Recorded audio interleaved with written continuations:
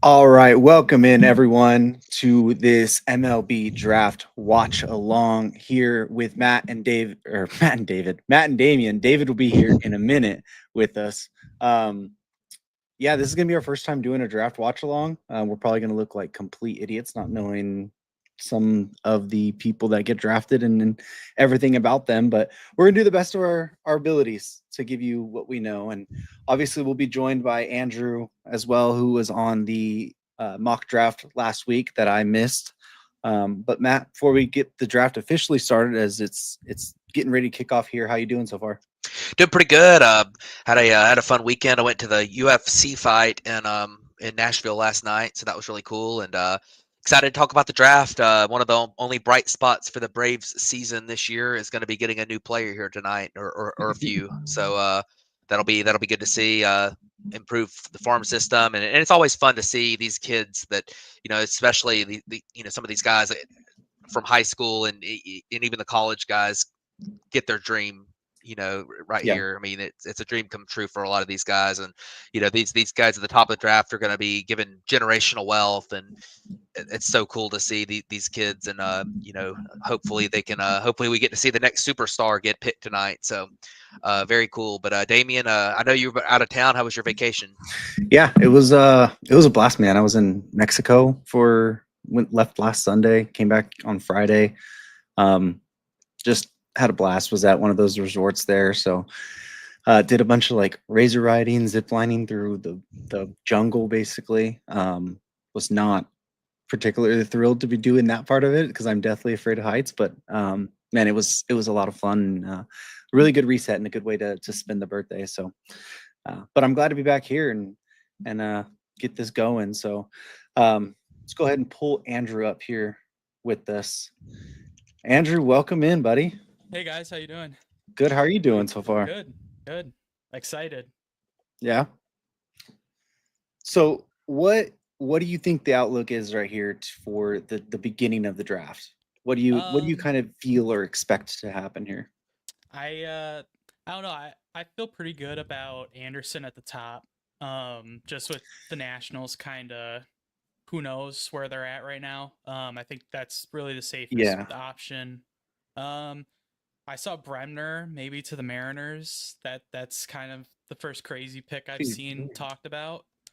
Yeah, I don't know. I mean, all the prep guys in the class make it really interesting because who knows? The evaluations are going to be so different on all those guys. Yeah. Um, yeah, I mean, this is kind of one of the first drafts in a while, too, where there isn't really a consensus top player other than maybe Holiday, but we're even talking about him at 4 or 5. So I feel like Yeah. there's definitely going to be a lot of variance tonight.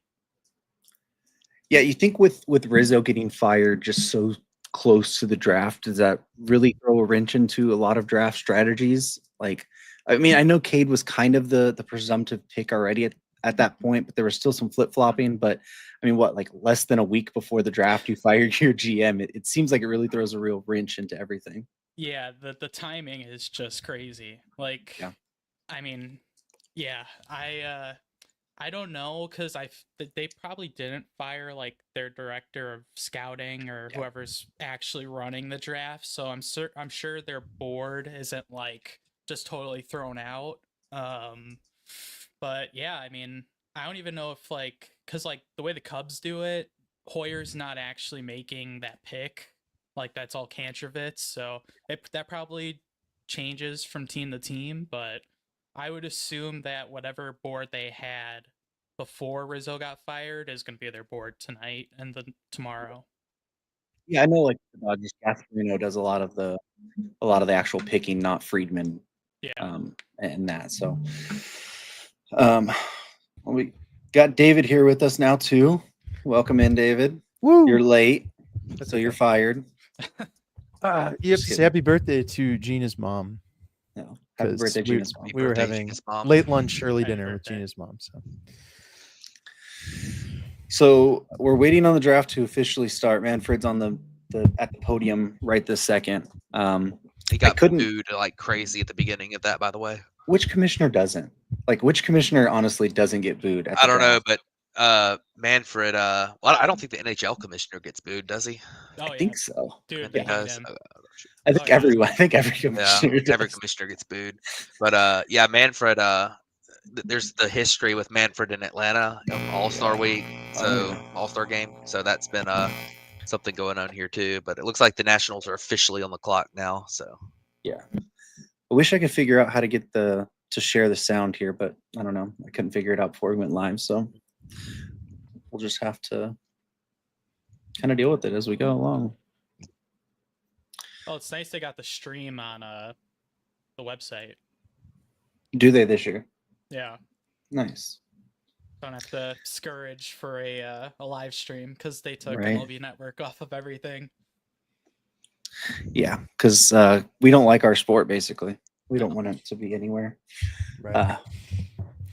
Anyways, Oh, so like we were talking about, this is presumptively supposed to be Cade Anderson, lefty from LSU, here, but we'll officially wait to see. did we get a confirmation on that? Because It's basically been the main rumor flying around everywhere is that it's going to be Cade. you know, if you think back, I don't know, Damien, were you available to listen to the mock draft episode from last week? Not particularly the full thing. Well, even if you listen to pick one, you'd note that the Batflip podcast officially mocked Cade Anderson to the Nationals. So we might be 1 for 1 if that is indeed the case, and we'd take that because we only got 2 actual picks right. we in might not 24. be getting Cade Anderson #1, by the way. Oh, Uh-oh. So close. Longenhagen's woging things. oh, So So should we spoil or should we? that's should up We're we gonna be to. ahead all night. Well, I Yeah. think we should woj everything. Should we? Yeah. So that you can at It's- home know We the can pick announce it. immediately? Yeah. Everyone on. Yeah. he's so he's saying Eli Willits. Yeah, that was the thing I just saw was that Cade Anderson, Ethan Holiday, Seth Hernandez, and Jamie Arnold are all represented by Boris. And the Oh. Nats have hated Oh, negotiating with Boris interesting. regarding Gore and Wood and Abrams. And they went with somebody who isn't a Boris client in Eli Willits. And that makes a ton of sense. So What- here we'll pull up yeah. Willits' thing here, but go in another college bat there. I mean, I guess it is. You're gonna have the new regime for sure there. Well, he's a So- high school bat. Well, that's what I meant to say. High school bat. Go another younger guy there, but yeah, I don't.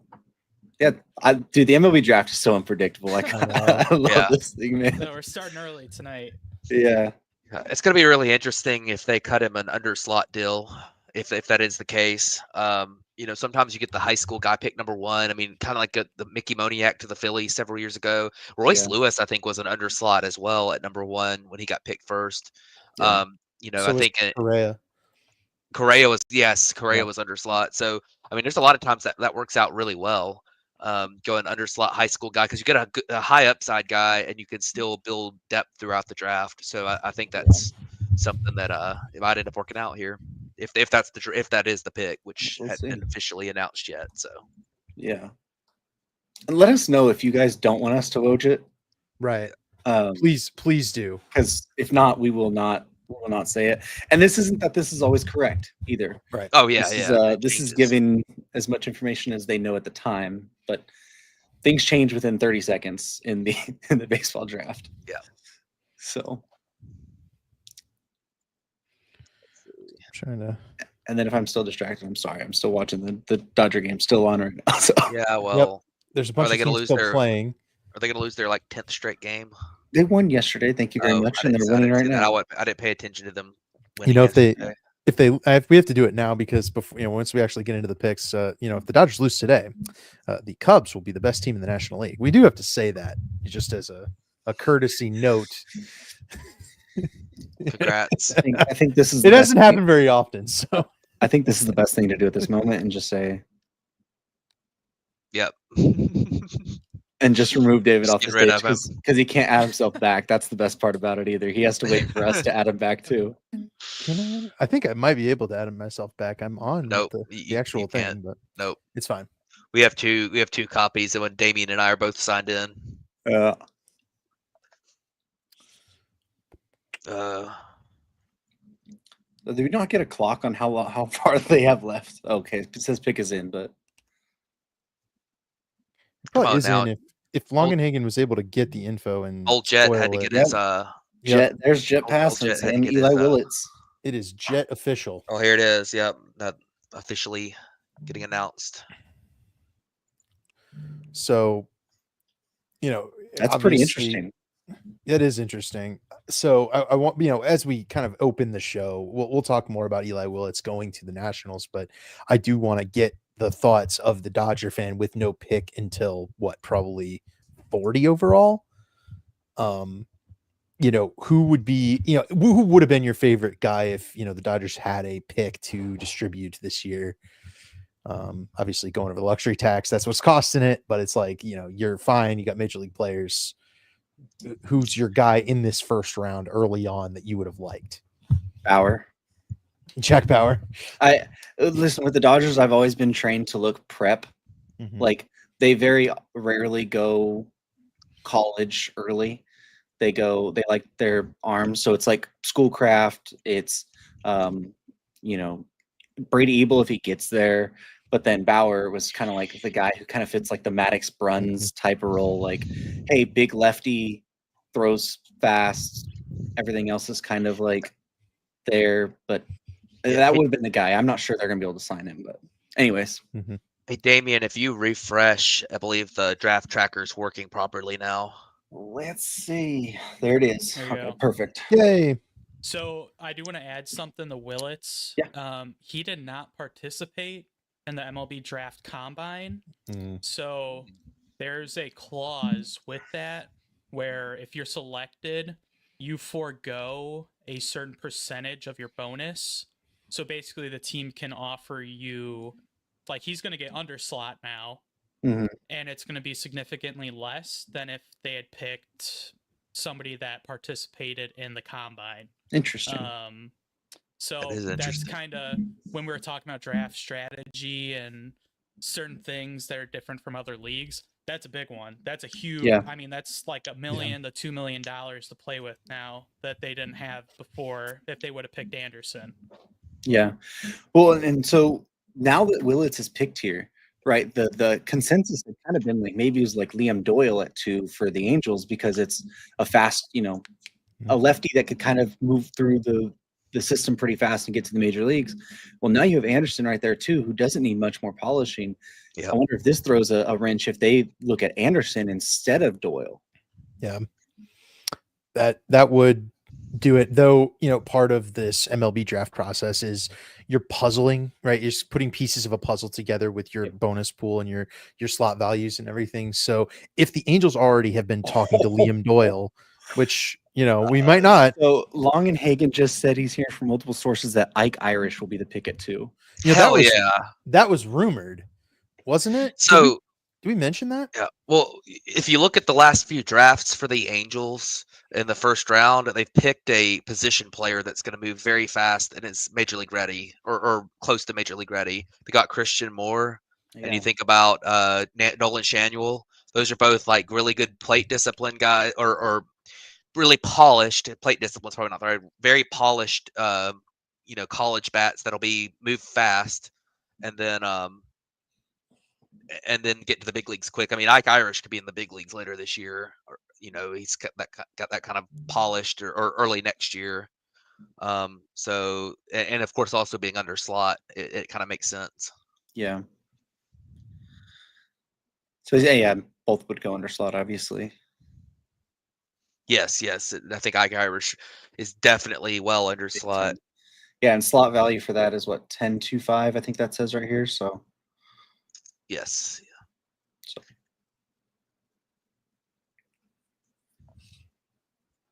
There it is. Thank you. Yep.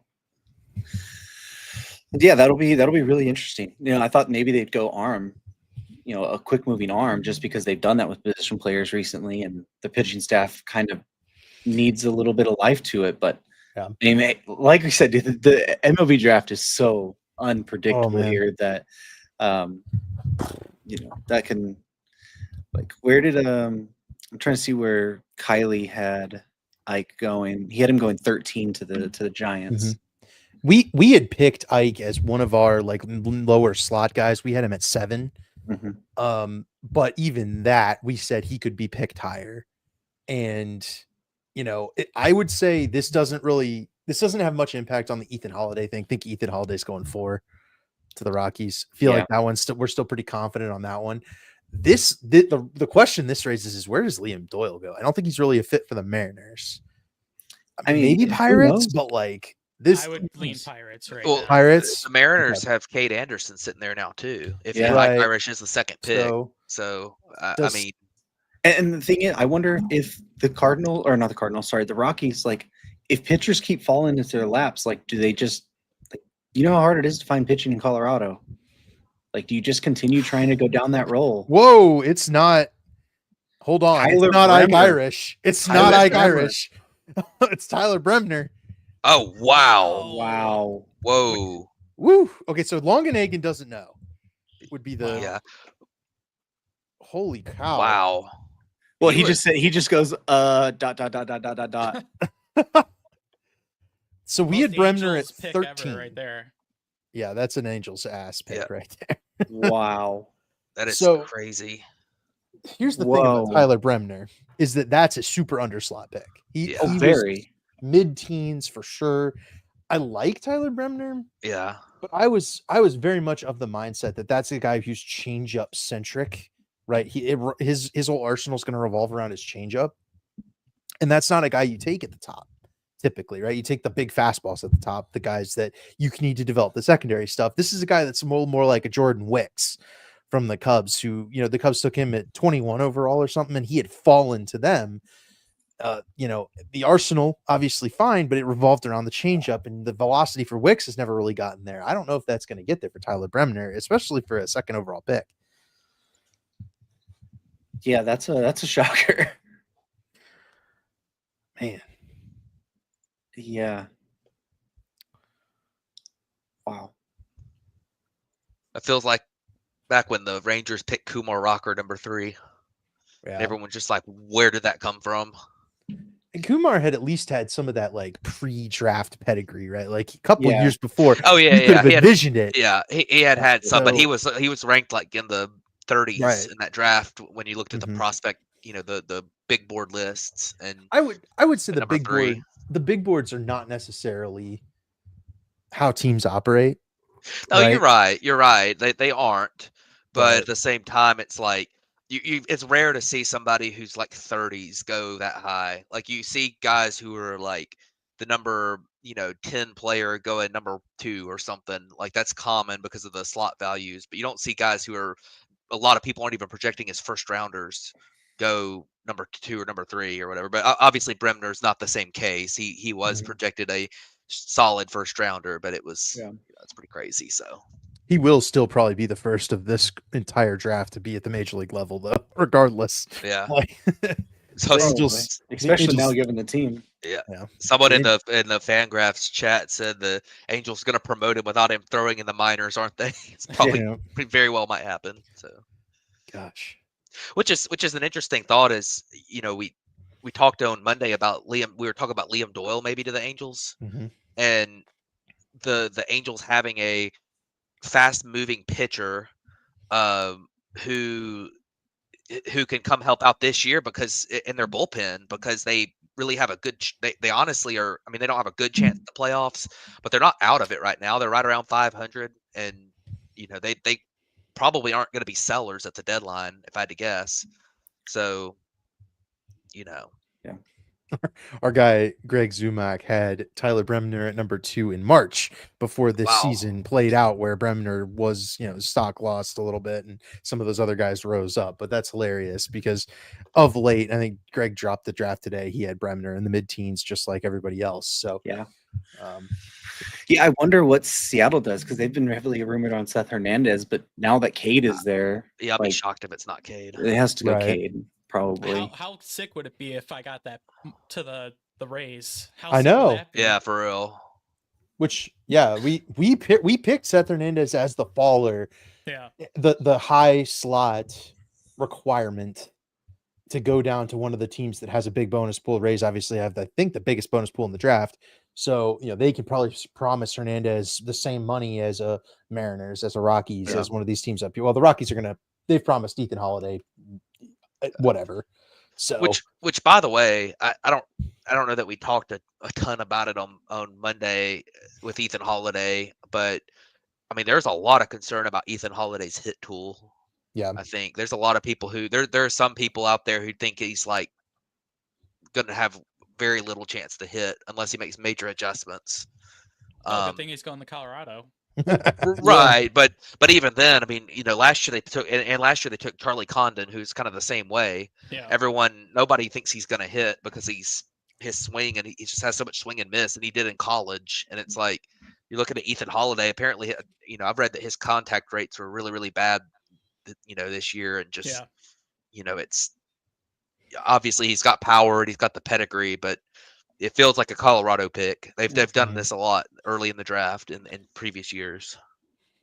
Well, at least you won't have to go very far to ask someone how to hit in Colorado. yeah. Yeah. The one thing Ethan Holiday is working for him that other potential Colorado issue picks are not going to have is he's got a dad and some brothers who play baseball at a high level. And, I believe in this family hitting Mariners pick Cade Anderson. Yeah. It's updated right here. Yep.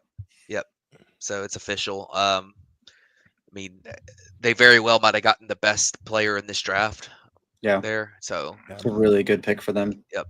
And I mean, just imagine adding that to the young rotation they currently have. I mean, they have so much pitching talent right now.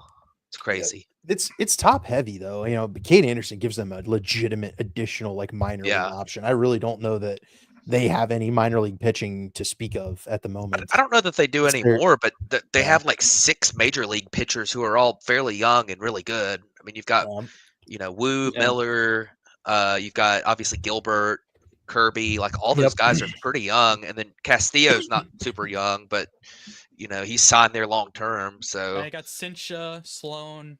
Yeah. No, it's Cincha. Yeah. Yep. You still have Hancock. Yeah, Hancock's still there. I mean, he's okay. He seems to be a little bit of a But they have he's such your 6th or 7th guy. I mean, you're comfortable with that for sure. Right. Yeah, exactly. Yeah, the idea now would be, you've got between Cincha and Cade Anderson, they have some ammo with which to deal legitimately good major league starting pitching, whether now or in the future, for a bat here at this deadline, or potentially, moving forward. And that's been the need, somebody in this lineup to go help Cal Raleigh. So interesting that it's Cade Anderson, because Cade Anderson could probably pitch for you in September if you're the Mariners. If needed to take some innings away, maybe come out of the bullpen in the 2020 Garrett Crochet role.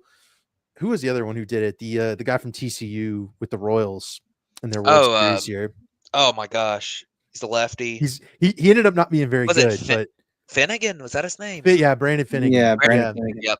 Yeah, Cade Anderson. I don't believe Cade Anderson is going to be flame out quite like Brandon Finnegan, but well, David Price. Right. Yeah. I mean, wasn't that basically quickly? Yeah. Was that his draft year that he came up and pitched in the playoffs against the Red Sox? And they went to the World Series, right? Yeah. I mean, and he was crucial in winning that series against the Red Sox in the ALCS that year. Yeah, it gives that definitely. I don't think the Mariners will promote Cade Anderson that quickly, but that's definitely an option. You could definitely think about that because he's very polished. So I'm just looking at their contracts here. I mean, what's for the Mariners, what sticks out to me is Luis Castillo making $24 million a year. Yeah. And his no trade, he has a full no trade clause through this year, and then it opens up. So I mean, he's probably getting shipped out. That's probably going to happen this offseason. It was already rumored last offseason. So I mean, all those guys are under team control. So Greg, our buddy, he said next choice should be as expected. Holiday. Yeah. So, Prince. That would be our first correct pick for what it's worth on the mock draft. Yep. Yeah, and you're talking about, Luis Castillo a little bit. Just one last note on him.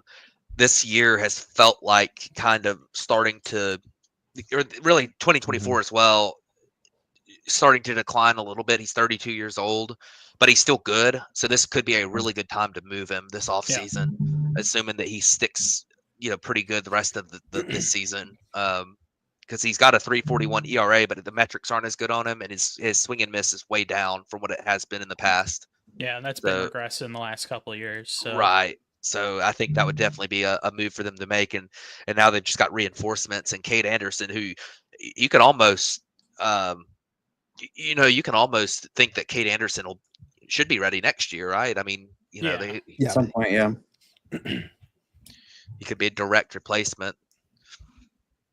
Yeah, I mean that's best case scenario for them. Yeah. Well, obviously, once we get Holiday here, the Cardinals had been rumored as a high spot for Willits, but now obviously he's gone. But you still have Arnold. You have Doyle. You got maybe if they're going to go a Billy Carlson, if they still want to go prep bat. But what are you guys thinking? I think Ike Irish with the Cardinals makes a lot of sense here. Now, them going Doyle or Arnold tracks, but the Cardinals love to play the games with the slots. Obviously, we chose them to take Eli Willits, but Eli Willits was always going to be an underslot guy, I think. Yeah. In this, draft. So kind of in our expectation that the Cardinals go underslot. Now I'm looking at it. I mean, I think Andrew, you made the pick for the Cardinals. You talked about it. Kind of want to take Ike Irish here. He's definitely a possibility. I could see it right here. Yeah. If I was betting on it, I would say Irish is probably the pick. They have been connected to JoJo Parker too. I know it's your guy, David. Please no. So I'd say one of those guys is probably the likely pick here. There's Ethan Holiday's official now, by the way. And the Rockies mascot is in the building and having a time. So, I guess we could drop back to Ethan Holiday here since that pick did come through. We talked about the questions there, but I do think that taking a high schooler with a gigantic upside. I mean, obviously, first talent in this draft upside with, first prospect pedigree. We saw what happened with his brother. I think the Rockies have done well here. He'll be above slot probably, but you're getting a guy that theoretically could change your franchise, a guy who's got family familiar with the organization. What a great situation for him to go to. It's just, you really would hope the Rockies change some of that internal development structure to enable Ethan Holiday to flourish as a prospect and to bring along the guys like Chase Dollander and they're Charlie Condon and their other first round picks in the last couple of drafts. Cause I feel like they've drafted okay, have the Colorado Rockies, but it just isn't turning into major league success. Yeah, it feels like they're drafting okay when you look at big boards, but every time they draft, it feels like there's a glaring red flag with the player that they draft. That's what Charlie Condon was for me. It was he had the best college season out of anybody, and there's all this upside with him with his power, raw power, but there was that his hit pool was such a major red flag, and it seems like the Rockies always take the guy that is falling that has the red flag, even if it's picking above value in on big boards and stuff. I don't know. I'm not. Part of that is likely the development there, because some places can take that player with the high upside that has the red flag and fix the red flag. I mean, that's happening a lot of places, but it feels like the Rockies just always get the red flag guy and don't know how to fix it. Yeah, I think something personally I would like to see them do. Chris Bryant's there, even if he has been hurt. I feel like that's a top 5 pick. That's a guy who's seen everything there's to see in the major leagues. I think that's an obvious, get those guys together in the off season and just let them soak it all in. Because, I mean, all the highs and all the lows, Chris Bryant's basically been through all of it. And I think really he's one of the guys that could probably relate to Bryant the most with Holiday, is just with all the expectations and all the hype. Somebody like Bryant whose demeanor is so laid back and almost laser focused in the moment. Yeah, I mean, if you're going to be the Rockies and take a pick like this, I think you got to be able to use every resource you have. And like you were saying, like they take these guys with the risks, and I almost think you have to because they're just going for ceiling. Because I mean, you're in a division with the Dodgers, like you have to just go for it. And it's risky, but they're the Rockies, like I think they should be taking risks, especially when they're picking this high. Yeah. Damien, you might want to refresh because it Yep. stopped updating, and it is updated because I have it on mine. So I don't know what's going on with it, but Also, before the Cardinals pick comes in, Aram Layton from Prospects Live. I think he's Prospects Live. He might be a different one, but he tweeted that too. he's just baseball. Yeah, he said Cade Anderson bonus 8.8 million, which is right at slot, a little under slot for the Rockies. Which that's a slam dunk. I mean, that's a pure slam dunk for the Mariners. Yeah, I kind of, you would think he'd be around slot or maybe slightly under, being a pitcher, a college arm. He didn't have the leverage after next year, so Yeah. But yeah, I don't know if are we spoiling picks? I wouldn't do it anymore because of the Ike Irish thing. I think we wait. Yeah, well, it gave us something to talk about, right. The possibilities. But the Cardinals pick here, that Long and Hagen's got a guy he thinks, So, but yeah. So hey, last note on Holiday. And Andrew, you might be the best one to answer this. Do you think he sticks at shortstop? I think he can. It's always kind of hard to tell how guys are gonna physically kind of develop. I think most people have him as shortstop, third base. Yeah. I think if you're building your ideal team, you probably want him at third. But I don't think his athleticism is as questionable as some of the other guys. Yeah. So Passon just said that it's Liam Doyle to the Cardinals. It's official. It has popped up on the screen in front of us here. That do we hate that, Andrew? I think I'm okay with that. Yeah, I mean, it's not Jamie Arnold, which I was kind of worried about because they were so connected to Hagen Smith last year. And that was kind of the same thing for me. Like, yeah, I mean, it's hard throwing right-handed pitcher. Reliever risk a little bit, but yeah, I mean, I'm fine with that for the Cardinals. Yeah, he's a lefty, isn't he? He is a lefty. Yeah. Yep. They were all lefties. Cade, Liam, and Jamie Arnold were all lefties. I think for me, the picking Liam Doyle, he's got upside here. I think Jamie Arnold's a really good prospect, and I think he's great. Don't get me wrong, but I mean, I think Liam Doyle's got a little bit more pure upside. I mean, Jamie Arnold seems like he might be a little bit more of the polished, like sure thing type guy, but not that Jamie Arnold doesn't have upside, because he does. I mean, he's really good. But I mean, I think they both have a good chance to be good. But yeah, I like Liam Doyle. I felt like the whole plan for him is to he's a fireballer, might relieve, probably starts a little bit, but he could have those control issues that every kind of one of them hard throwing fireballing type guys encounters. Right, he might take a few years to round into form like Garrett Crochet has. I mean, obviously the Crochet that was traded this last offseason and has performed as well as he has this year, that's not a 1-year plan, even though Crochet spent very little to no time in the minors, right? So, I'm not expecting the pitcher to come up and be a great left-handed starting pitcher right away for him, but knowing the Cardinals pitching development, like, I mean, they have not had a guy with big time velocity have success in quite a while. Maybe Jack Flaherty is the last really good higher velocity starting pitching prospect to come through there and have success.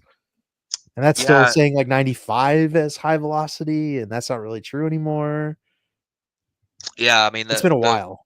I mean, if you think about the Cardinals in-house pitching development, it hasn't been very good. You think about the guys they've had that have been good over the last few years, and obviously you mentioned Jack Flaherty, who, by the way, had like one good year with the Cardinals. I mean, the rest of his career with the Cardinals was injury riddled and not very good, and he's kind of turned it around since he left. But you look at you look at the guys that they've had. Sonny Gray, Miles Mikolas has had some good years in there. You look at I guess. I mean, obviously they haven't been their pitching staffs haven't been great. Steven Matz has had a good year or two. Like it's all been guys they traded for or brought in via free agency. And I'll say the last really good pitcher that came through their system was probably Sandy Alcantara, but they traded him right as he got to the big leagues. So, and obviously he's a Cy Young winner. So, and who, by the way, he's pitching a lot better lately. Liberatore is having a very good year. So that's been nice. But he's trade.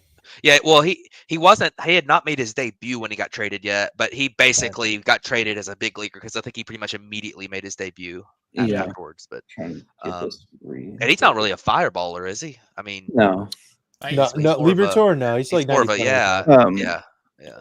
But I will say, I mean, we've talked about it before too, but it is worth mentioning that they are going to have a change in front office at the end of this year. So this is a shift to that strategy potentially too, in a way that obviously Chaim Bloom came from the Tampa Bay mold.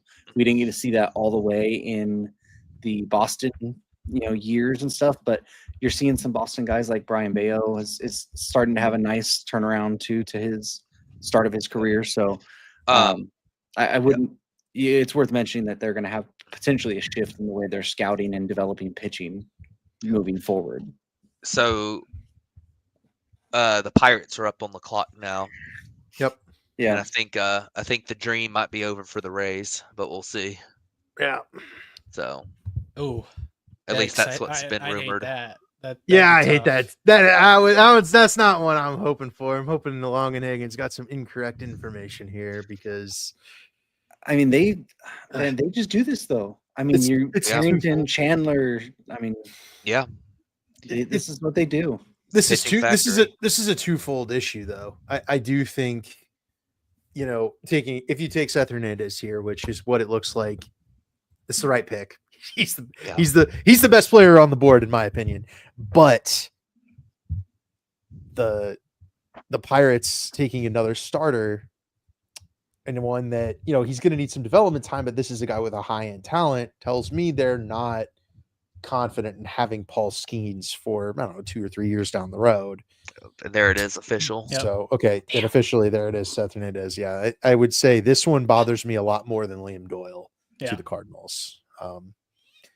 For multiple reasons. I mean, one being I think this is the first sign the Pirates are just not going to stick with Paul Skeens through his whole I don't think controllable career. I don't think that Pirates are gonna. I'm with you. The Pirates aren't gonna stick with Paul Skeens. They're gonna end up trading him. It's the same thing as Garrett Cole, but I don't think this has anything to do with that. I think this is just what they do: pick high upside high school pitchers or college pitchers that have really good stuff, throw hard, and I mean you have to have 5 pitchers in your rotation. I mean they've been doing this for a while. I mean you think about some of their early picks, what Glass now, and you think about like Mitch Keller, wasn't he an early pick? And then obviously Skeens, and then Chandler, now Hernandez. Like this is just what they do. It's kind of their method that they use, and what they should do is package some of these high upside pitchers to go get some help for the offense, so they can actually compete for a couple years. Because their development of offensive players hasn't been very good, and they've had some prospects there too. I mean, you think about Henry Davis being the number 1 pick in the draft, but they haven't really ever been able to figure out how to develop bats there. So, I think in a vacuum, this is a great pick. But if I was a Pirates fan, I would be frustrated just with the direction of the pick. Like taking a prep right-handed pitcher, that's going to be a multi-year developmental track. And like, if Ike Irish is the pick, at least I'm a little more confident that they're planning on being competitive. So yeah, I mean, this is a pretty bittersweet pick, because I believe in I think he might be the best pitcher in the draft. But yeah, I mean, it's tough when there's bats on the board. I mean, Arquette's still there. Yeah. Like, that would have been a fine pick for them right now. So yeah, I mean, it's definitely frustrating for Pirates fans probably. But Connor Griffin, I guess that's kind of what you're looking forward to anyways, because Right. I mean, Skeens, Skeens is going to trade it at some point. At some point, yeah. But yeah. Eric Longenhagen has a big note here. He says he's hearing Shadur Sanders is falling. Yeah. Guy's still not getting drafted. So looking forward, obviously we're at the Marlins pick here. Now you've had a guy like Arnold fall. Do they go there, or do you still look at the bats? Arquette, JoJo Parker, Billy Carlson. Kind of one of those prep infield bats, which is kind of what they have seemed to be particularly pointed towards most of this draft cycle. But I wonder if a guy like Arnold sitting there on the board, if it maybe changes their mind. Obviously, there's the talk about potentially trading Sandy this year and stuff. But go ahead, Andrew. No, I think this has got to be Irish, because the Marlins are kind of a weird team too, where they're better than they should be. I think, just on pure talent. I think they've done a really good job at developing kind of role player, like bench guys, into actual legitimate players. I think it would make sense to go Irish here, and then maybe save some money and kind of get some prep guys going later on. Yeah, you think about the Marlins right now, and like you mentioned, they have a bunch of good players like right now that they've developed. They don't have any great players, except apparently Kyle Stowers sometimes looks like a great player. But they have and on the mound, they've done a great job developing for a long time. I mean, they've had a lot of bad luck with injuries on the mound, but they've really developed some good pitchers in their system. But you think about the where they brought their new front office in from, and that's what the Rays have been doing for years, is piecing together these role-playing players and putting them in situations where they're successful at the big league level, and then developing pitching very well. And that's what the Rays have done forever, and that's what the Marlins look like they're trying to do, and are being pretty successful. I mean, right now the Marlins are in third place in the National League East, and I mean, they're not going to have any chance really at the playoffs, but I mean, they're way better than anybody thought they were going to be this year. There was talk about them versus the Rockies and White Sox as the worst team in baseball, and they're not anywhere close to the worst team in baseball. They're not even close to the worst team in their division. So definitely a team that's done a good job this year. And it sounds like the pick has been rumored. I guess it should be announced. Oh, they're on a commercial, so now here they come. He's about to announce it. Yeah. You gotta wait for ESPN. Is it the? It's not Irish. Yeah, it's Arquette. Yeah. Irish and Arquette were the two best college bats, I think, on the board right now.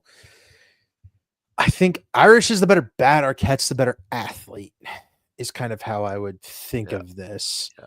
And, the Marlins have done a great job of acquiring bats, I would say, just like typical, your Jake Burgers, your Kyle Stowers. They've done a pretty good job of identifying those types of guys as undervalued in other organizations, bringing them in, getting the most out of them, potentially then moving on from them like they did with Jake Burger.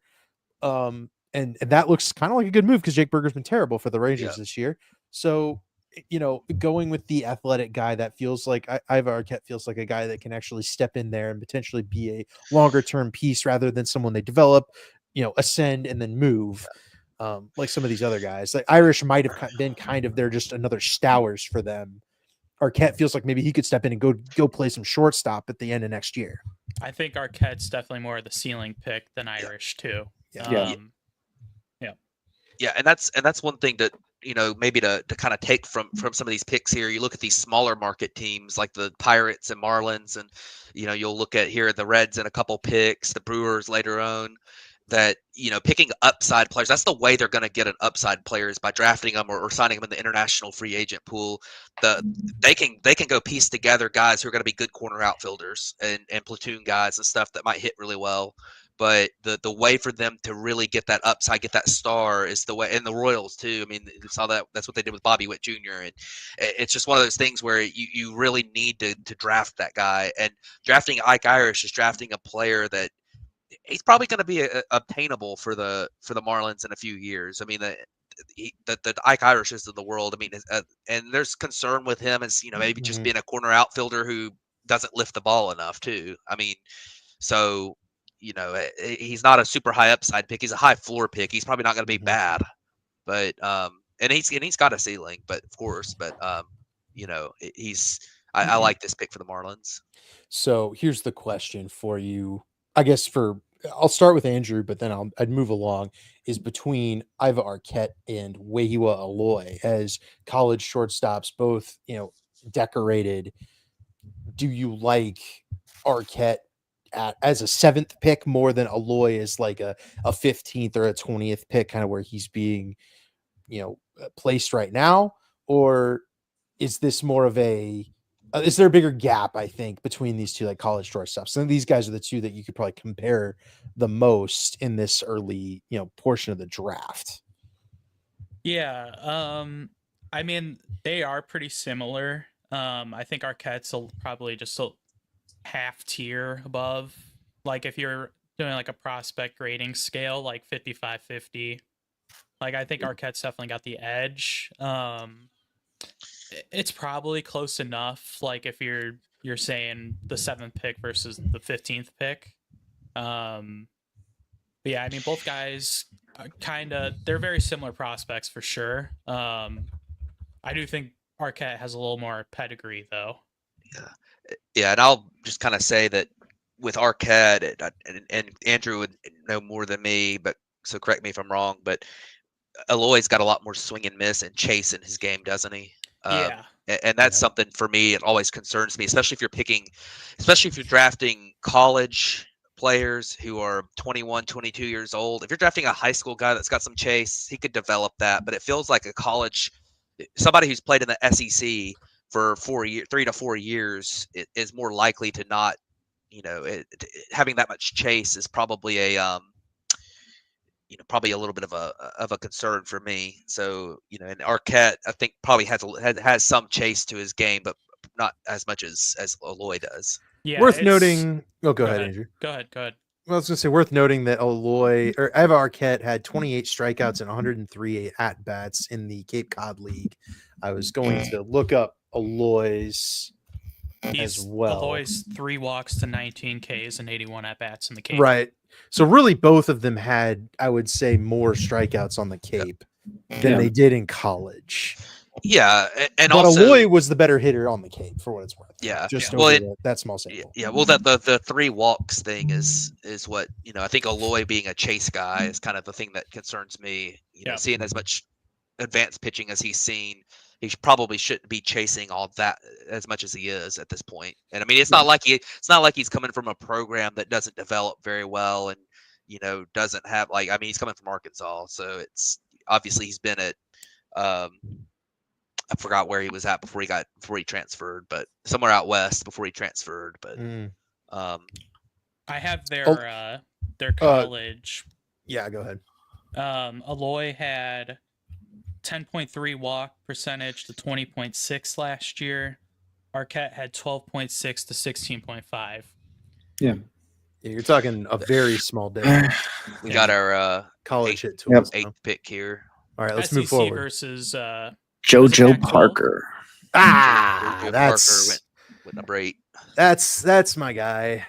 That's a shame, but it's also the right pick because it was mocked by the Batflip podcast. There you go. Oh, there you go. That is pick number 2. We have gotten on the money JoJo Parker to the Blue Jays. Yeah, I don't think there was too much of a chance he was going to fall to the Cubs. Yeah, I know. I would have been shocked. I would have been like, "There's something wrong." He's really, really good. This is my Connor Griffin of this draft, like the type of guy that can hit for power, make the necessary adjustments quickly in the minor leagues to be able to add that hit and add that routine contact to be able to take that next step to the wood bats and then push up into a big time prospectum status. Like, this is a fantastic pick for the Blue Jays. It'll probably come in right at it, maybe a little over slot. I mean, just an immense ceiling with JoJo Parker. And I mean, you've got Vladdy locked up. Bo Bichette's going to be, gone after this year. Like, shortstop, I think, will be open for the Blue Jays in the future between JoJo Parker and Arjun Nimala. You're going to have that covered. They can probably let Bo walk after this year. And that's what we talked about on the mock, was pairing Parker with with Nimala. I mean, that's, with Bichette going, that's, it's going to be a couple of years before Parker's ready. Like, you're probably looking at 2 years with Nimala, if you're being realistic. But yeah, I mean, definitely one of the higher upsides offensively, but there are questions about his athleticism and where he ends up defensively in the future. Yeah. Adam, you're right. 2 out of 8 ain't bad. It's not, right. Considering we got 2 bright in the whole entire 2024 we already equaled last year's mock, so. But all right, so now that we had Parker go to Toronto, we're on to Cincinnati right here. They've been another one that's kind of been linked to prep shortstops, prep infielders. So where would you rather go, Hall or Carlson here between the two, like, kind of prep shortstops that are there? I would rather. It's one of those where I love the silence. We've seen the rumor already. I would probably rather. I don't like Hall and Carlson as much as I like Pierce or Hammond. Yeah. So at this point, I would have said I hope the Reds go with one of Hall or Carlson as a Cubs fan, right? But I think between the two, I like Carlson a little bit better. We had him fall. We sent him down to 24 in our mock draft. We had Steele Hall going at 10 to the White Sox. I think that's a pick where you're going to see the other one go probably. So the next 2 picks, probably Steele Hall and Billy Carlson in some order. But yeah, I think I'd rather have Billy Carlson. Steele Hall is the kind of guy you bet on with that defense, right? And the speed. Yeah. He's just a super athlete. Yeah. And unfortunately, the dream of Steele Hall playing his AA baseball in his hometown might be ending here, but the Reds do play in Birmingham. The Reds AA team, the Chattanooga Lookouts, I believe, are their AA team. So I was watching the MLB Network stream before the draft started, and their little like pregame stream. I got big Ed Howard flashbacks when I was watching their Carlson little highlight tape. I was like, yeah, I don't want anything to do with Carlson after experiencing the Ed Howard experience. Definitely, and we were talking about it in the mock, but if you're going prep, I think you should always be going for offensive upside. Right. Yeah, it's tough for a guy to develop the hit tool or like the power tool. I think with Steele Hall's case, he's got a fine hit tool. It's more, that might be I don't want to Andrelton Simmons kind of when it comes to just lower offensive production, makes a little bit of contact, but doesn't hit for a whole lot of power, but obviously just a superior athlete, steal some bases. But we've seen guys in high school develop power once they get to, major league or professional, like weight training. PCA is on my mind, obviously, because of his whole half season right now, but there's some video of him in like 2023 and you see how skinny his legs are. And like, he's always been this hyper athlete, but the power was always this question. And now that we're here in 2025, he's got 25 homers at the break. He's obviously put on weight in the legs in like the really good spots. Like, that's the kind of transformation you have to get from a Steele Hall to get a big time hitter, to get that kind of big ceiling. And that happens very, very little. Like, I'm not expecting that a PCA level jump for a Steele Hall, but that's just what's going to happen to get that ceiling that you want from one of those like prep shortstops that you kind of always hope for. Right. And it is official now. Steele Hall is a Red. Yep. And I think. Well, I was gonna say, David, before we talk a little bit more about Steele Hall, you mentioned PCA. I think one of the things too with a guy like him being able to find the barrel and his barrel rate is super high, and that's really what's carried his power surge. Not necessarily high exit velocities. He got his exit velocities to the point to where barreling could create a power surge, but he's kind of made it more of an average exit velocity guy, and then but having that hand-eye coordination to be able to barrel the ball and adjust his swing to hit it in the air a lot is a really big deal for him. And I think that's what you're seeing with a lot of these smaller guys that develop power. You're seeing them kind of be able to hit that sweet spot and in the launch angle a lot more and pulled fly balls. I mean, we've talked about it a lot with Alex Bregman in the offseason when their teams are going to sign him. Pulled fly balls is a big thing. So Ozzy Albies is another one that was like that. Just not a big guy. Nobody thought he was going to hit for power, and then he never really put up huge hard hit rates. But he also started launching the pull and fly balls, and it had a lot of really good power seasons in there. So yeah, what a steal! That's a good one, Adam. The real steal plays on the north side of Chicago, and that's Justin. Steele. I thought exactly. he played. I'm not going to say it. He was also a high school, one of them prep players that in the draft. That's a guy that these teams looking for an underslot. We talked about that a little bit with Ike Irish, who's still on the board, by the way. That's a little bit surprising. Him and Jamie Arnold both are still on the board. I do wonder if the White Sox maybe abandoned the whole strategy of going. I wonder if they go Arnold to go like pair Smith with Arnold. Yeah, I mean that'd be a really, really good couple of picks. If I'm not mistaken, Arnold has gotten some Chris Sale comparisons. Yeah. That lefty Chris Sale, Garrett Crochet. Now Garrett Crochet was throwing insanely hard, but they have that lefty like wipeout slider guy. Start him in the bullpen too. Do what they did with Crochet and Sale for a year or so. Refine it, make him a starter. Like it could potentially be a pick. They got Schultz too. They have Schultz too, yeah. Schultz, yep. Yeah. The White Sox, and everyone, is jokes a lot about the White Sox, and for good reason. I mean, they deserve every bit of the flack they get, but they have done a pretty good job of building their farm system back over the last couple of years. Yeah. They seem to have drafted pretty well so far, and we don't know for sure because the guys haven't gotten to the big leagues yet. But, when you look at some of these perennially bad teams like the Marlins and until the last year or two, the Royals and, the Pirates, and they don't draft and develop all that well. And, I think that the Rockies, but I think that the White Sox have a path out of this at this point with their farm system that they're starting to really build into. Yeah. Well, a big part too is not losing the Garrett Crochet trade.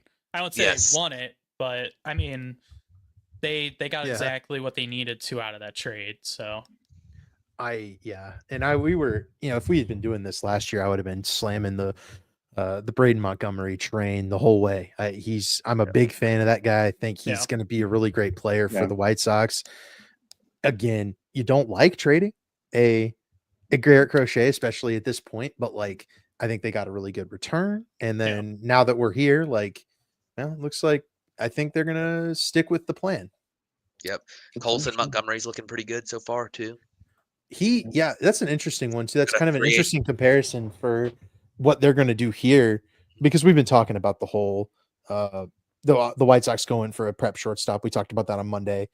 It's been the rumor all along. Yeah. It's not shocking. They're not gonna just stray from that, even with Arnold and Irish on the board.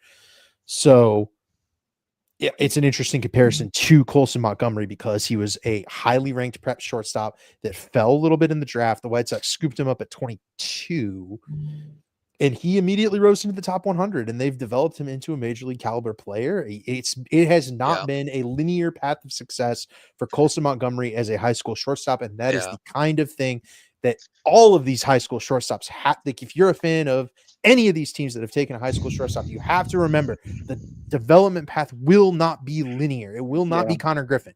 There will be ups, there will be downs. These guys are going to hit a new level and they're going to struggle, and they're going to take a half a season to get used to the new levels of pitching. They're going to be playing against players that are older than them almost all the way up the ladder. Like, eventually, you'll see the success when it comes to like a Colson Montgomery. I think all of these prep shortstops are good enough to make the major leagues, but all the time we see guys really struggle. Like, I mean, Andrew mentioned Ed Howard earlier as a prep shortstop that just never got going. Yep. And those are the kind of things that while we're talking about it, we're talking about how great these guys could be. The development path may not be that straightforward. Speaking of prep shortstops, Yep. we've got our pick here. It is Carlson. Billy Carlson. Yep, to the White Sox. So, Oof. We were a little wrong on that one, Andrew. Yeah. I mean, But- no, go ahead. I say wrong, but we had acknowledged that it was possible that somebody would fall. We got at this point wrong who was going to fall. Right now, it's Arnold and Irish. Yeah. So we had Carlson falling super far. I just, you mentioned it, right? In terms of the potential kind of issue for the high school shortstop that Carlson just might not be able to hit. You just don't know. Yeah. With some of these prep guys, and his hit tool tape is just it's good, but the White Sox could encounter some struggles. Yeah, I wonder if moving forward here, looking at the A's now, I feel like we're just going to do the same thing like we did the NFL. This has to be where Shadura goes, right? Like this has to be where Arnold or Irish I goes, think right? so. Right. It could be Arnold. This is where Bremner. A lot of people had been thinking Bremner was kind of like where he could start going, but now that Arnold's there, it kind of fits. Yeah, they have a lot of guys similar to Ike Irish. Right. First base, outfield. I mean, catcher, first base, outfield types. Soderstrom and Kurtz, and left-handed bats that aren't overly athletic players, not up the middle guys, and they've really struggled with their pitching. And they don't really have very many big time pitching prospects at this point. So getting a guy like Jamie Arnold here would be very, very good news for the A's. Yeah. They'll type Jamie Arnold into Baseball Reference. You won't get the Florida State pitcher.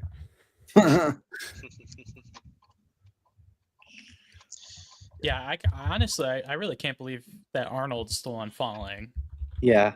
I mean, he was so electric Mhm. last year. And I mean, he definitely took a slight step back this year, but I mean, I guess there's probably questions about his arsenal because he throws a sweeper so much. It's like 45+% of the time. But yeah, I mean, like Bremner, I would never take Bremner before Arnold.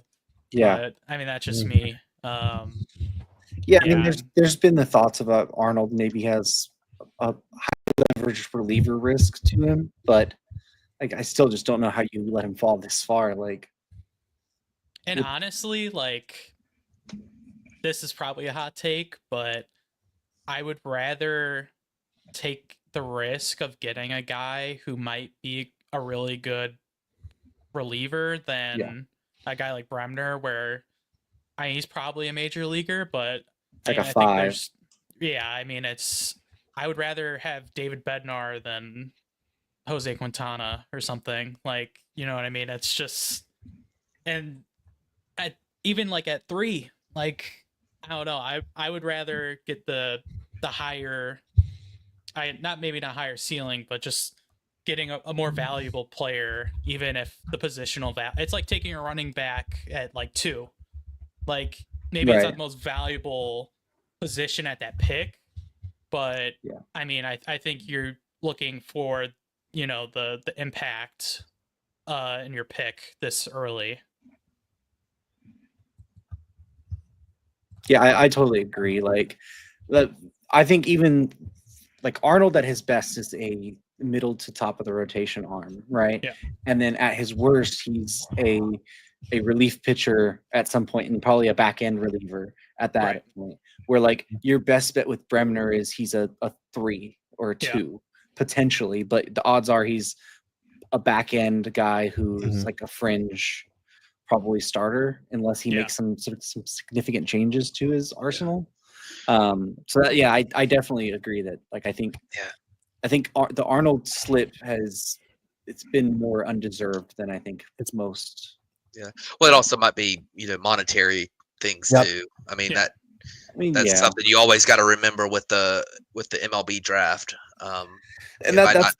Yeah. yeah, that's the one thing at MLB draft is when someone starts slipping, no one really goes Yeah. off their plan because they try to plan for all 20 rounds or wherever Right. it is. Where like in the NFL draft, if someone slips, they're like, "Oh wait, this guy's a really good player. We just didn't think we'd get him.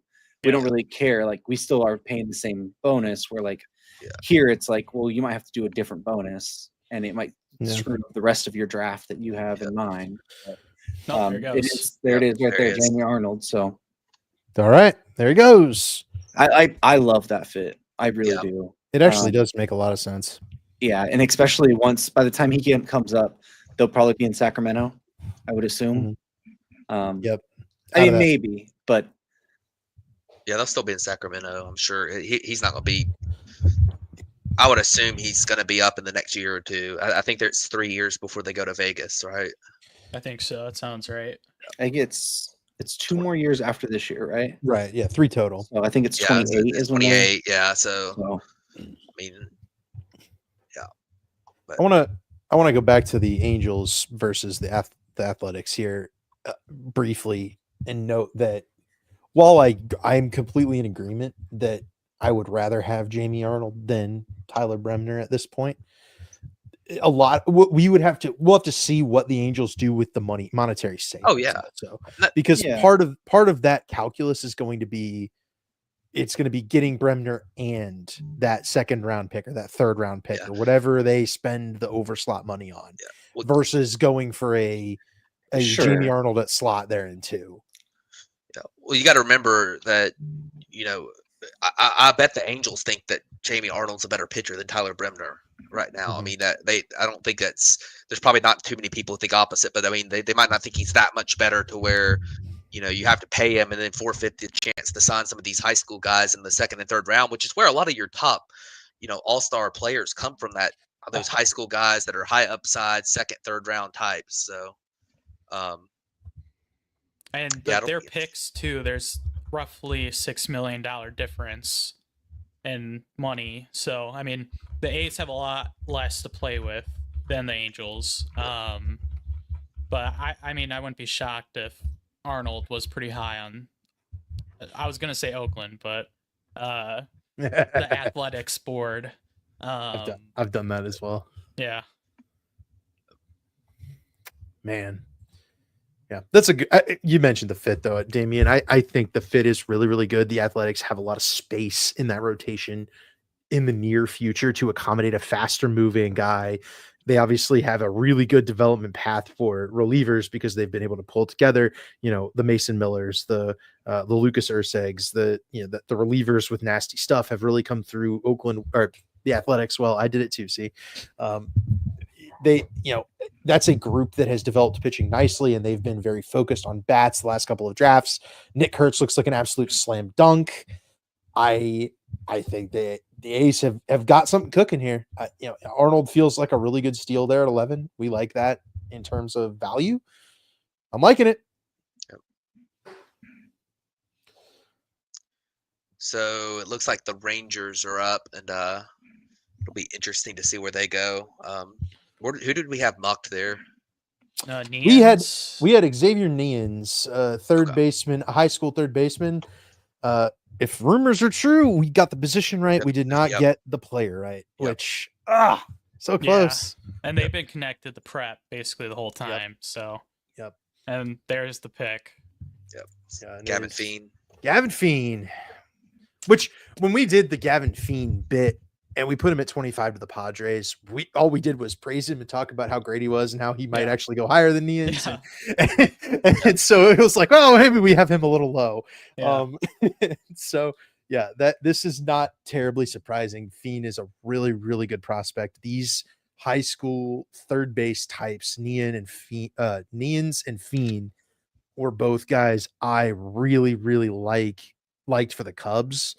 And so seeing the Rangers go with the position I picked him for, the power bat prep guy that I picked him for, just getting the guy wrong, I feel great about that in terms of the mock. But I also think that's the right pick for the Rangers because that's what I would have made in our mock. Like the guy with a lot of development potential. He'll be up in 3 or 4 years. Like you have that path where you can, bridge the current crop of young players at the major league level for this Rangers team.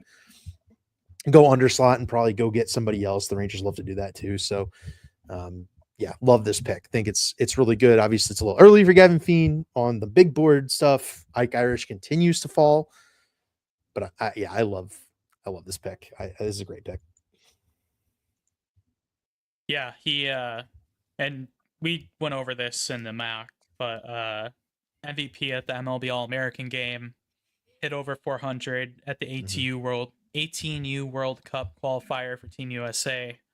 Yeah, I mean, I kind of realized as we were getting that pick in the mock that he was definitely not going that far down the board. Yeah, I mean, and the third base prep guys are definitely a little more interesting than the shortstops this year, I think.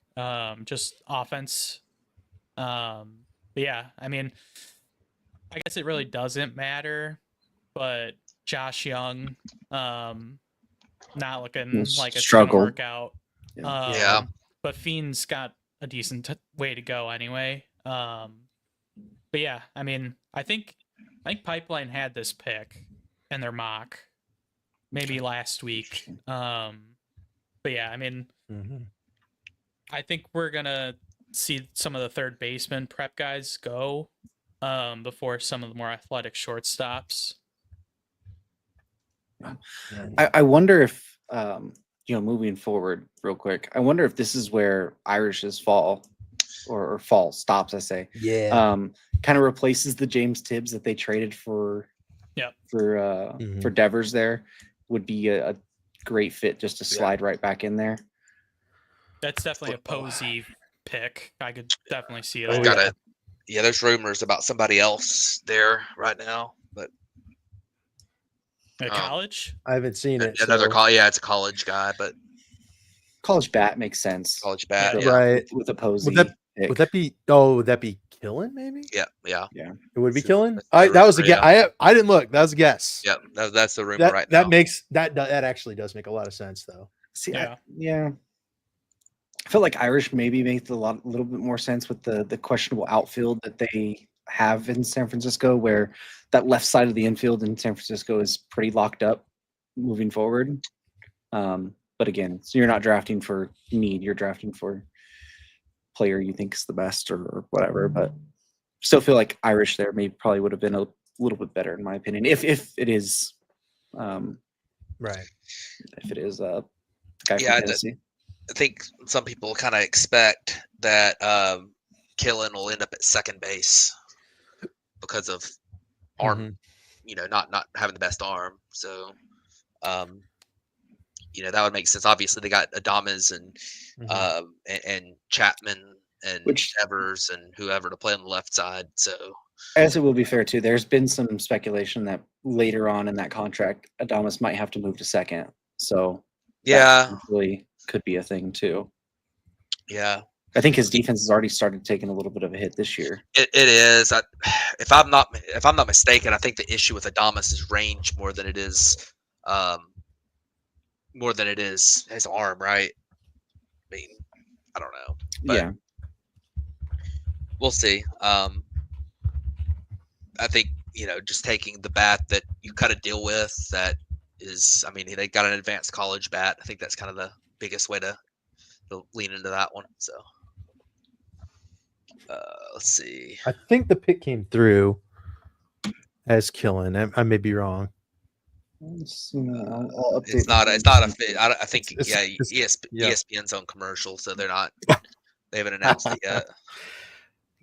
Gosh. Refresh. Yeah, I don't love this one, honestly. I'm a little lower on him than probably the consensus. He had a huge year at Tennessee. He had 314 ISO, 139 WRC plus. He slugged. Yeah, I don't know. I don't really. Him and Merrick Houston, I just haven't been able to get into this year. And he didn't really perform at the Cape either, which definitely puts him lower for me personally. I value that. And that pick did just get announced as He Keelan. did. Wow. All right. Interesting. I'm with you on that. I think he's got the potential to be like a solid player, but again, when we're talking about your first round pick and crafting your drafts, you're trying to balance that acquiring the ceiling players, the players who might become, we've seen the middle of the draft. I mean, look at last year, right? Cam Smith picked at 14, went, and now he's playing at the major league level, playing well at the major league level very quickly, traded for a superstar player in the offseason. Like, you're looking for those players that can make that big time impact, can take the big step, that can impact your team, right? And we've seen the Dodgers draft extremely well from the back end of the first round for years now. Like, this is not the spot where, you go, well, Gavin Killen's probably good and we'll just take the, it's theoretically, right? The Giants have some other ulterior plans, but, as we look at the board, we like other guys. So it doesn't look as good to us. I certainly don't. I'm very thankful for this pick. I was a little bit worried the Cubs would take Gavin Killen, and I wasn't a huge fan of him, and that works for me. Yeah, so I want to see the money for this pick, but I'm trying to find the Giants' next pick. It's a ways. Yeah, and is it third round, 85? I think that's right. Their next pick. So that's right. They gave up second round pick for Willie Adames, right? Right. Mm-hmm. So Wow. yeah, I mean, Yeah, I'm trying to see. This might be a money move for them, just because they got to wait so long, so maybe they can buy somebody out in the third round. Next pick dropped. Yep. It's a good one. I don't like it. This is not updating again. Yeah, you just have to refresh it every now and then. Well, it dropped like the rumor dropped. Sorry. Yeah. Well, no, but it didn't have Killen on there yet. Heard. Yeah, I'm trying to see. San Francisco's next pick is 85. Wow. So Man. they're gonna be waiting a little bit. Yeah, the Tampa's on the clock now, and I believe there's obviously the rumors about their pick. It looks like the pick is in, so it's probably right. But yeah.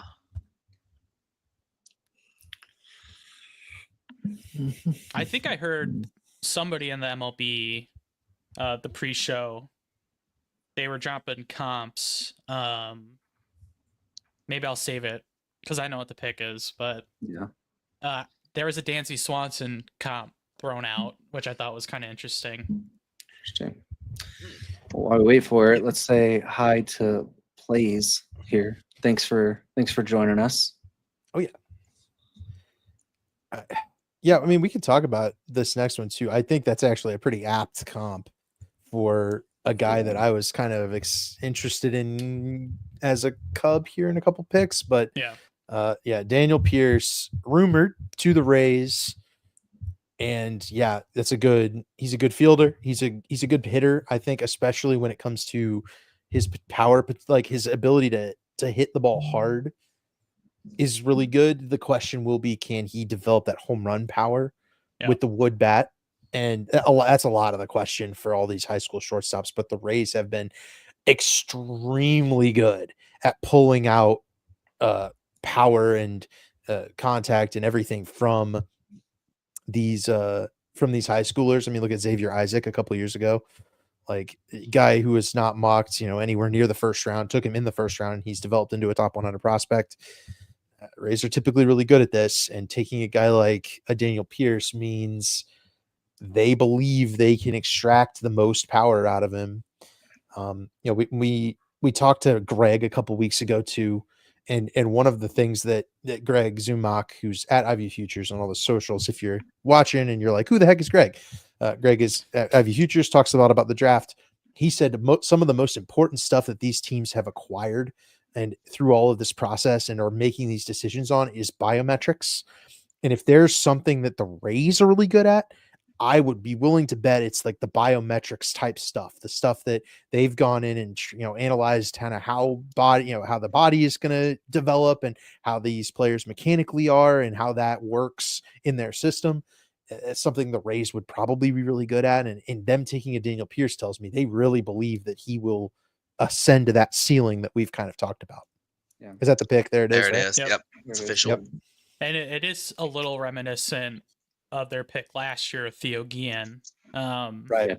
Prep guy, shot up the board kind of late for different reasons. Guillen had 2 injuries that were pretty major ones. I think it was, I have it pulled up, knee injury, horn labrum. So, definitely, if everything, I guess, checks out right, with health or biometrics or whatever they're comfortable with, it's hard to doubt the Rays when they're selecting prep guys in the first round. But speaking of the Swanson comp, it was for Pierce. Georgia guy, committed to Georgia, and a lot of what you read with him is the high makeup and high character, his energy plays with on the field. And when we're talking about intangibles, I think I was going to bring this up earlier, and it just kind of ran out of time to say it, but I feel like the biggest intangible that doesn't get talked about is the ability to add muscle and get in the weight room and be consistent with that. Because I think you see that with a lot of prospects.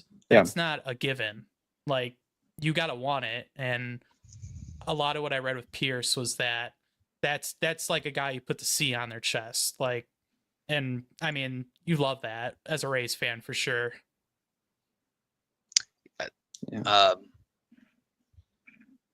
There's rumors about the next pick. It's going to be the Boston Red Sox. Kind of an interesting one there. It is a pick that I believe if you listened to our show on Monday, you heard me saying I'm glad Andrew took him because I didn't want to. Yeah. I don't even remember. Before you get to that, I'm scrolling through looking at stuff, and Sam Blum, who's an Angels beat writer, said the scouting director from them on if he expects Tyler Bremer to sign a well below slot value deal, and he said no, not necessarily. Wow. Whoa. I don't. I'll say that would be something. Not saying that like he could be playing coy. That's what I was gonna say. I think he's playing. I don't know why a scouting director would not just tell the truth in this instance. Like, you've already signed the guy or you've already drafted the guy, but that's if that were the case, that would be something. It might also be to throw teams off of knowing that how much money the Angels have to spend later on. I mean that.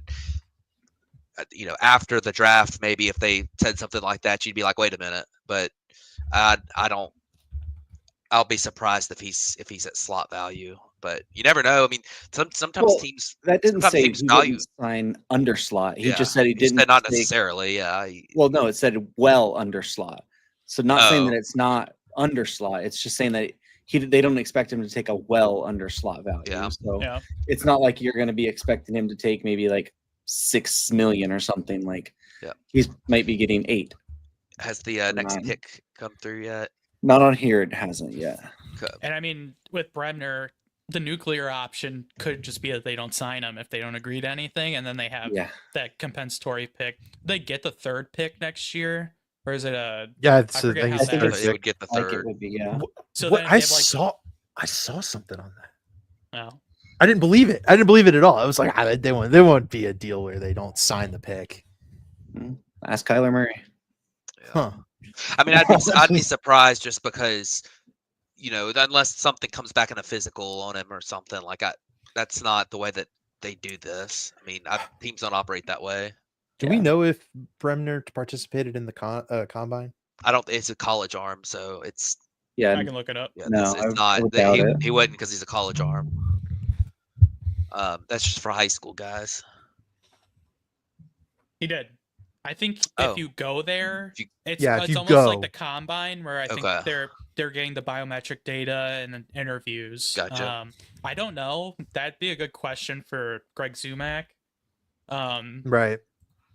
Yeah, I don't know what the specifics are if they don't, because I think it has something to do with doing a medical.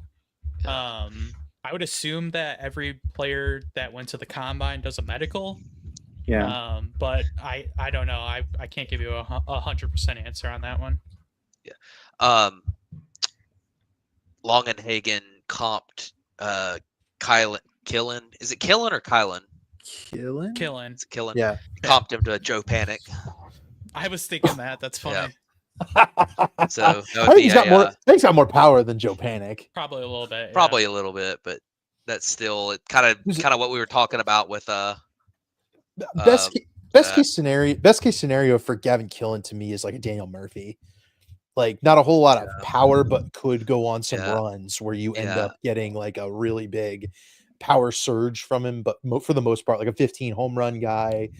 That's kind of the ceiling I envision with Yeah, a Gavin Killen. So there's your next pick, Yeah. Tyson Witherspoon All right. to the Red Sox. Here we go. Not I Gage don't- Wood. It's not Gage Wood.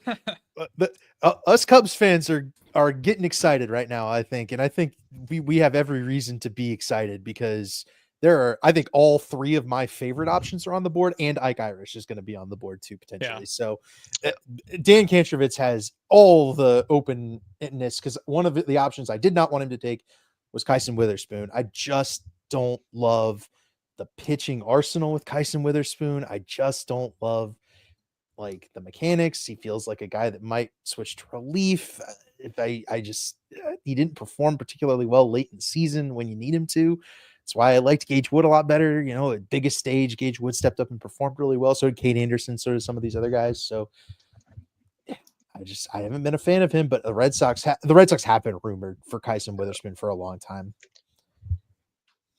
So Yeah, I think maybe something I didn't consider enough was how Breslow and Boston have kind of de-emphasized fastball usage. Yeah.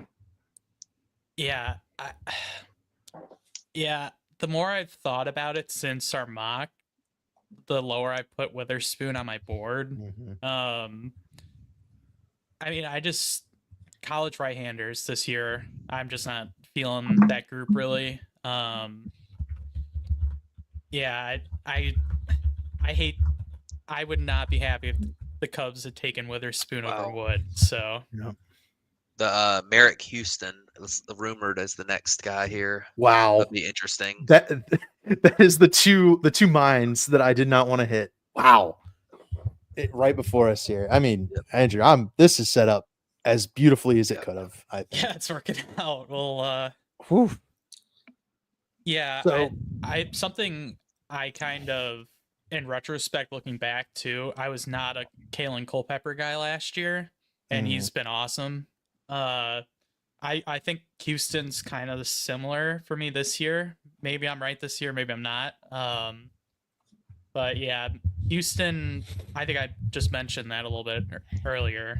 He's one of the guys I couldn't get into. But I was wrong last year, so I'm willing to see it out, I guess.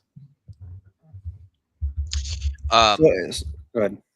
I was just going to point out one other thing that Longenhagen has said in the chat recently was that teams are trying to figure out why Ike Irish is falling.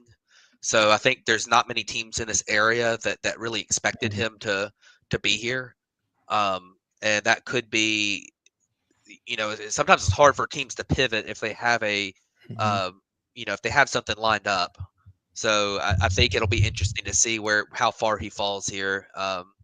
Because of some of these teams. I mean, as you mentioned, like Kyson Witherspoon had been rumored here for a while, and they probably just didn't want to pivot from him. And maybe a guy like a Jamie Arnold at 11, or Killen's probably somebody who they'd gotten a deal with already, that type of thing. So interesting.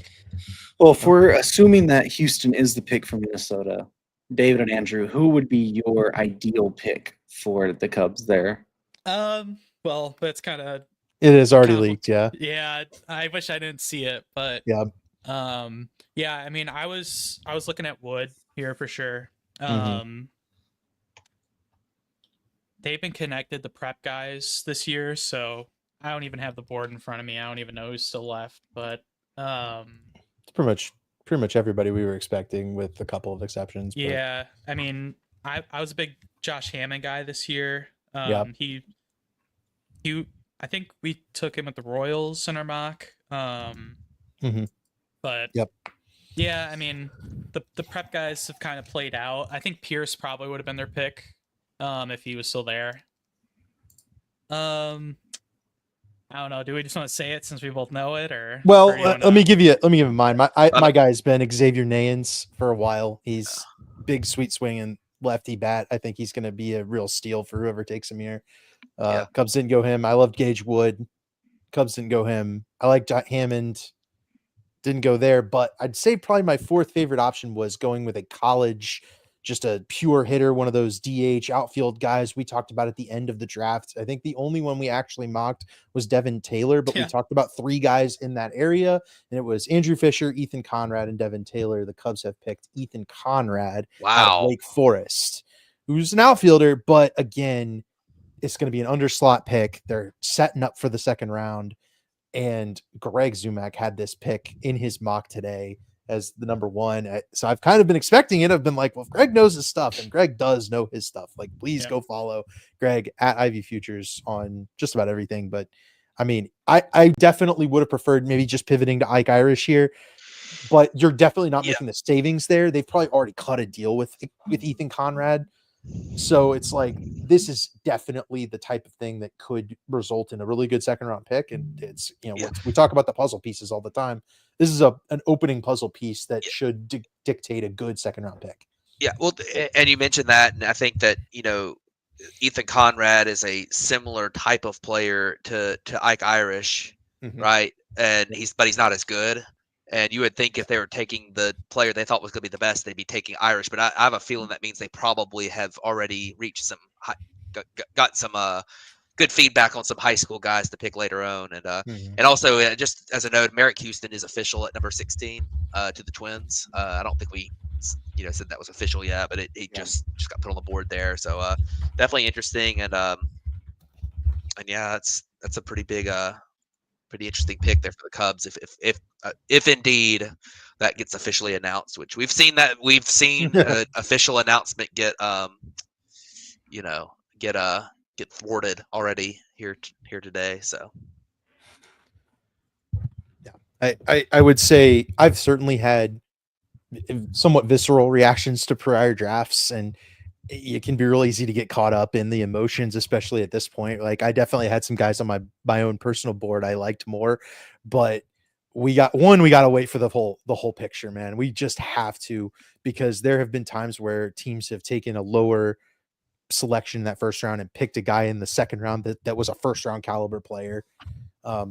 So not to mention Ethan Conrad is like a guy who has crazy good Cape numbers. Like, Cubs fans, presuming if you're watching, you're hanging out, like, I think this is the kind of thing Dan Kantrovitz has absolutely nailed. He's definitely done his homework on a guy like Ethan Conrad. We are absolutely going to be excited for this guy, and I'm sure he's going to mash his way up to Chicago real quick. Yeah, and I've got Cape numbers here. 109 at bats, 920 OPS, 486 slug, 2 home runs, 5 doubles, 8 walks, 18 strikeouts. I will say he was off to an awesome torrid stretch to start the season at Wake, and this was his first year after transferring from Marist. 167 WRC plus, 744 slug, 372 ISO. His season ended. He had to have surgery on his throwing shoulder, 97 plate appearances into his debut season at Wake Forest. But I mean, honestly, pretty comparable to Irish. I guess the only thing is maybe he hit a little bit better on the Cape than Irish. I think maybe there's more fielding potential with Conrad. I think he could probably fake it in center, where Irish, you're strict, probably left field, right field. Well, yeah, I'll say with Irish, you do still have the potential that you could try him at catcher too, because I mean he was gonna do that this year, and he got hurt, and then they didn't want to put him back there when he came back from injury early in the season. I think that is something you could see a team try out. We'll see when he goes. But yeah, I'm with you. I think it's definitely an interesting pick, and I like that. But Yeah. So if we're assuming Conrad is the pick at the Cubs pick, looking forward to Arizona. What do you guys thinking or feeling for Arizona? Because I have a guy who I feel is like the most Arizona pick of all time. I don't know if it'll happen, but I have a guy who I'm like, that just feels like that's what Arizona would do. So what do you guys think?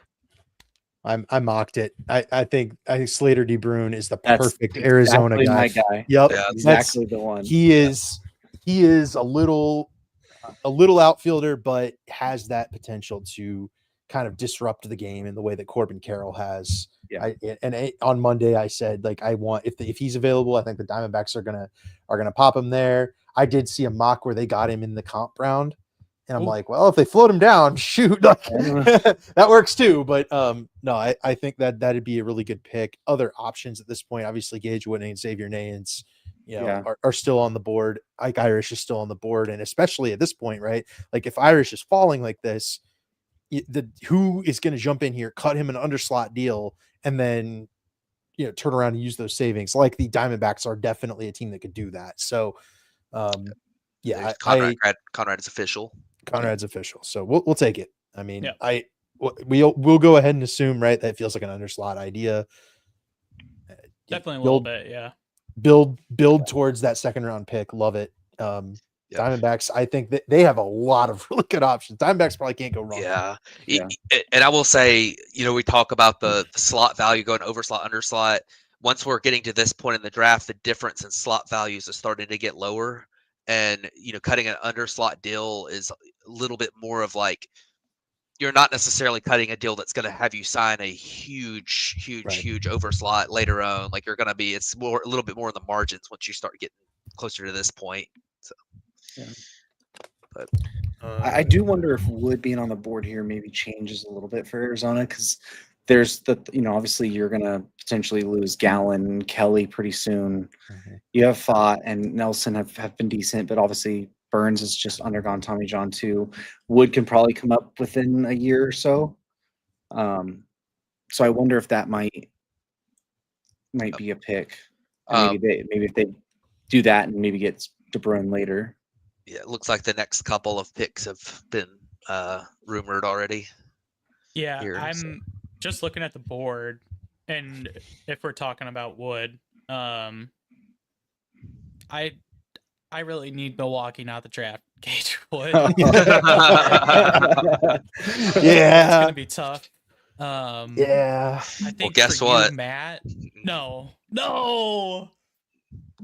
Are you serious? What?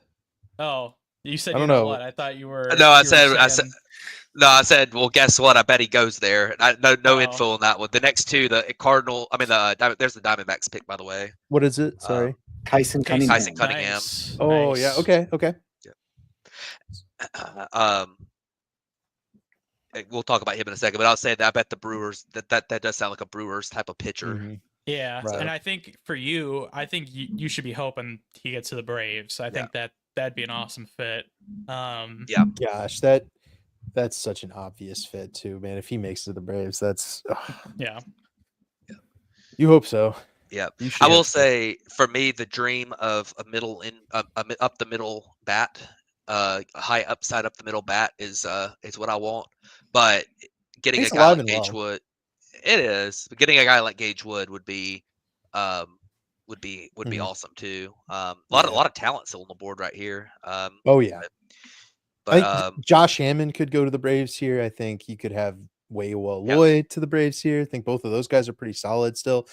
To jump to Case and Cunningham, and we talked about him a lot on Monday in our mock draft. Like, he is a high end hit tool guy who had, I think I saw the number was like 96% contact in the zone this last year as a high schooler. Like, that's crazy. And like we were getting like, oh, the Termar Johnson is the best high school contact bat ever. He had like 80% contact in the zone or something at a high school. Like, this guy is kind of generational hitter, but the question is, can he develop anything more than can he be a Stephen Kwan type where he has a little bit of power and can kind of generate a little bit of that whippiness to get to some of those extra base hits? Or is he going to be more of a Chandler Simpson where the power just kind of never materializes or Luis Arias maybe, but even Arias is like a 100th percentile outcome. Right. Just one of those guys who hits for a lot of contacts, but can never really get the ball. And Nick Madrigal, there you go. He's gonna be That'd be the ever, worry. man. The worry, that's best player ever. And the Orioles are now on the clock here, so Yeah. I think we know. I think Andrew must not know my lore of Nick Madrigal either. He does. No, I guess not. Look, Andrew, Damian came to a game at Wrigley and bought a Nick Madrigal Nick Madrigal jersey for $50. God. All right. Oh my So. God. What? Yeah. Did he? What the it was hell? custom made. Listen. I was gonna say he probably had to get it custom made. Oh Listen, my made. God. when I was wearing that shirt in Wrigley Field, he had his best game ever as a Cub. He did have his best game. He had Alright. 3 hits. Yeah. Yeah. So Oh man. and Oh, like Mr. 2 doubles, 3000, which man. it's like 2 doubles, which you never think are going to happen with Nick Madrigal No. in one game. So God. I've seen the Brewers pick leaked, but I haven't seen the Orioles pick. I've I've seen Orioles the picks Orioles been one leaked. leaked. Yeah, Yeah, I don't know who it is. it's gonna be Ike, I think. It's gonna be Ike. it You know sounds that? like All right, that makes sense. That's good for Yeah, I them. like though. that. Yeah. Yeah, that's good. That's a good pick. We talked earlier about them just trading Kyle Stowers for literally nothing, and now he's really good. Yeah. Ike Irish might be a similar type of Mhm. impact there, at least left-handed corner outfield bat that they lost in the guy they should have already, and they've got a lot of Ike Irish types. That's kind of been a thing for them is productive college hitters. Mhm. Um, And we had them going with Jace Laviolette out of Texas A&M in our mock draft, but I think getting Ike Irish is a huge win. Oh, It saves by them from far that better pitfall. It saves them from that pitfall, and I think Ike is. I mean, Ike might be a DH, like just a masher, but yeah, that's okay for them. Yeah. They have a lot of position players. They need the masher. It's clear that Anthony Santander was carrying a lot of the water in that lineup, and well, if Ike focuses on outfield fully, I think he can man a corner. He's definitely athletic enough for it. It's just a matter of continuing to improve with his routes and everything. And I don't think he was bad in the outfield this year for Auburn either. I think that obviously if he went to somebody who doesn't have Adley Rutschman as their long-term catcher, so. you maybe think about trying him off there. But It's interesting. The pick is Ike Irish, but they announced him as a catcher. Oh. yeah. so Controversy. Sure. I mean, he will. There, it would be a disservice to that pick to not try him at catcher, right. because there's a world where Ike Irish is a elite left-handed bat who is a catcher, and that is would be a such a huge thing. But I mean, you can always try him there and move him to the corner outfield, in a year or two if it doesn't work. So Yeah, I think the long-term roster fit there. I mean, I think O'Hearn's a free agent this year. Mhm. Yeah, and he's gonna get traded. Yeah. I mean, that's a perfect kind of plug and play replacement. And then you get, I think Mountcastle's under control for a couple more years. And that's a platoon right there. Yeah. That, and it also, there's the potential, like in a few years, where you move Adley to first base more often, and you can have, Adley kind of do the Salvador Perez thing, where it's like you're playing some first and some catcher. That allows you to get Ike in there more too. So, and it saves Adley a little bit from wear and tear from behind the plate. Yeah. Maybe his bat doesn't suffer as much that way or something. So, worth noting, the Cubs originally announced Kyle Schwarber as a catcher too. That's he just caught like 5 games. I was going to say he did catch. They'll try it for a little bit, but I don't know that that's going to stick around because the bat will be moving forward. The catcher ability will be holding him back. Yeah. So is Basayo? Is he catcher for sure? He's for sure. DH. Okay. Yeah, he's bat. I think that answers the question for sure. Yeah. I mean, I think that I think that the reason you try it is because he's going to be in the minor leagues for at least a year and a half, probably. Yeah. And if he does come in and look really good at behind the plate and continues to hit too, then that just skyrockets his value. I mean, going forward, I think that you'll see that with a lot of these guys who might catch, because he's to me, one of the comps that I've thought of with Ike Irish is Drake Baldwin.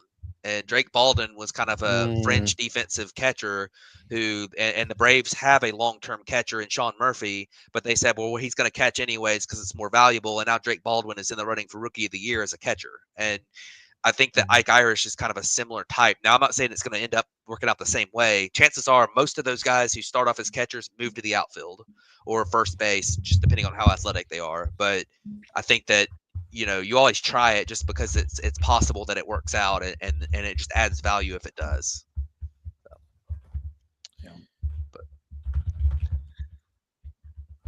So I haven't seen Milwaukee's floated yet. Yeah, I haven't. I have. It is. Do you guys want to know? If you want to tell us. Yeah. All right. So here's. ESPN's on commercial again, so. I'm MLB. not upset about it. Okay, so it's not Gage What? That's Wood. not Gage Wood. That's not Gage Wood. Or but- Chase. Well, I don't care. That would have been fine. Oh, okay. I mean, I would be. That's That's your one of the boy. places. Look, that's one of the places he would have succeeded. I would be okay with Yeah. him going there and succeeding. Okay. And even though, because the pick would get reamed, obviously, but that's not what happened here. They did, however, copy the Cubs. Okay. Lovelet? No, it just said no Jace. Oh, But they did go copy the Cubs and go grab Is it a my- college hitter. Summerall? It is not your boy. No. Summerhill. It is not Summerhill, Who is also it dropping. an We should probably cover outfielder? that. It is Andrew not Fisher? an outfielder. It is Andrew Fisher. Oh. Oh, Hmm. interesting. Okay. All right. I mean, Mr. that's. I'm not upset about that at all. Mr. Transfer. I think that's a good pick. Yeah, Mr. Transfer. That's right. And I even got my Duke hat here. Shout out Andrew Fisher. Transfer. Yeah, he played for 3 teams, right? He was at Duke, then Ole Miss, Mississippi? then Tennessee. Yeah. Yeah, I mean, he's got pop. And there's no doubt. That's for some reason. I just had and it just went. Who's the guy they traded for last year? The Brewers. I just had it. Here, hold on. Go ahead. I'll look it up. What? I don't know who The, you're talking about. the Brewers acquired? Yeah, it might have been Is it 2023. Priester? No. No. He's like a platoon Is first it? base. Is it? No. Shoot. What's his? I know who you're talking about. Yeah, I wanted them on the Cubs. I wanted them to trade for him, and they didn't. Hold on. I think I could find trying it. to think. I think I'll recognize it. Durbin. No. Dang it. 'Cause he's Third from base. he Um, came over from the Yankees, right? It's not He was Vaughn. on the A's. Oh, the Toro? A's. No. No. Oh, that Luis sucks. Urias. No, Maybe I'm I just. don't know. I don't know. I gotta look for it. You guys can go ahead. I gotta know now.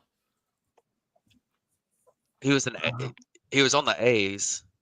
He's like And- a platoon first base corner outfielder.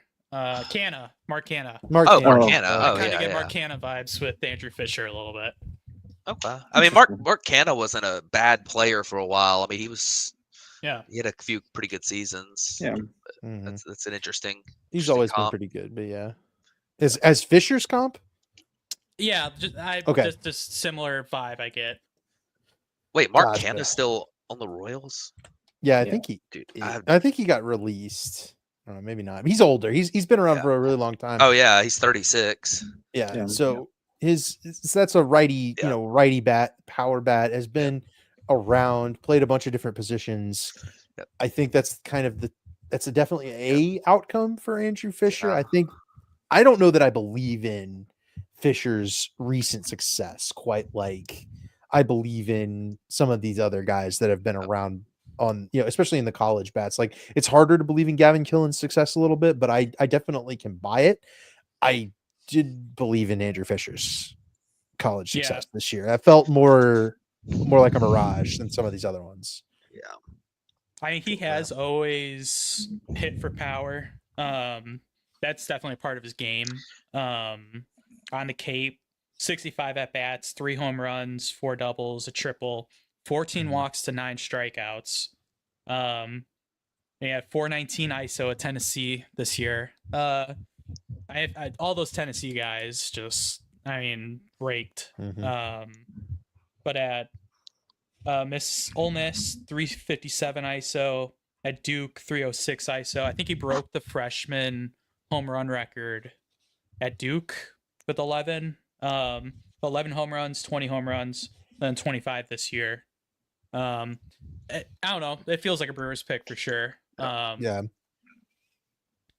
I'm a little shocked it's not Prep, honestly. I feel like that's kind of been their kind of strategy. But yeah, I like Fisher. Yeah, I get Canna vibes, even though he's a lefty. Wow.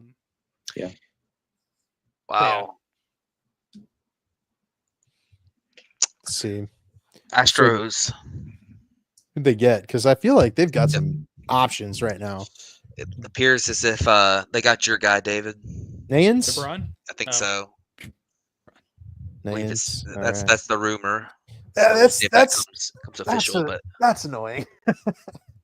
That's super annoying. Oh man, it makes sense though. The Astros have been the difficult thing in projecting the Astros is always, are they going to go for that high school player? You know, we've talked through a bunch of high school players. Diamondbacks went high schooler. You know, Rays went high schooler. You know, it's been a common theme. A lot of these teams, the Astros have typically gone with some of these like college guys, the high school guys at the late end of the first round. They went with a college catcher last year.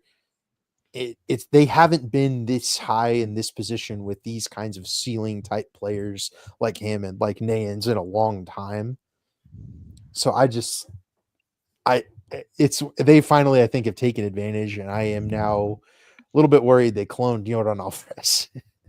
maybe not quite to that extent. Obviously, a little bit like lesser expectations than that, but I mean, I just think Nayans has so much power and such a good, pretty reasonable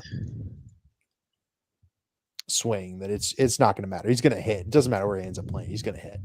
Oh, so Irish dropping. I saw that. I don't know how true it is, but yeah, Eric Logenhagen. I mean, I don't know if you guys want me to share what he says or not, but there's maybe some off the diamond stuff that came out about Irish that was the reason why he fell as far as he did tonight. Interesting. I don't know what the apparently there was a video that was going around of him intoxicated saying things, and I will say that of all the things that I heard at Skybar, I bet it was not as bad as the other ones. So I bet it was not as bad as some of the things I heard down there. But so Nayans has come across as Houston's pick here. I love that pick, dude. I hate that. I love that so much. Oh, what a pick for Houston. And someone in that chat said, "Drunk Irish, surprised he fell past Boston." Pretty good one. I like that. Man. All right. Gage Wood, let's go. Braves. To the Braves. I mean that's or you. That's your plan. Yeah. Matt, who do you want? Fit.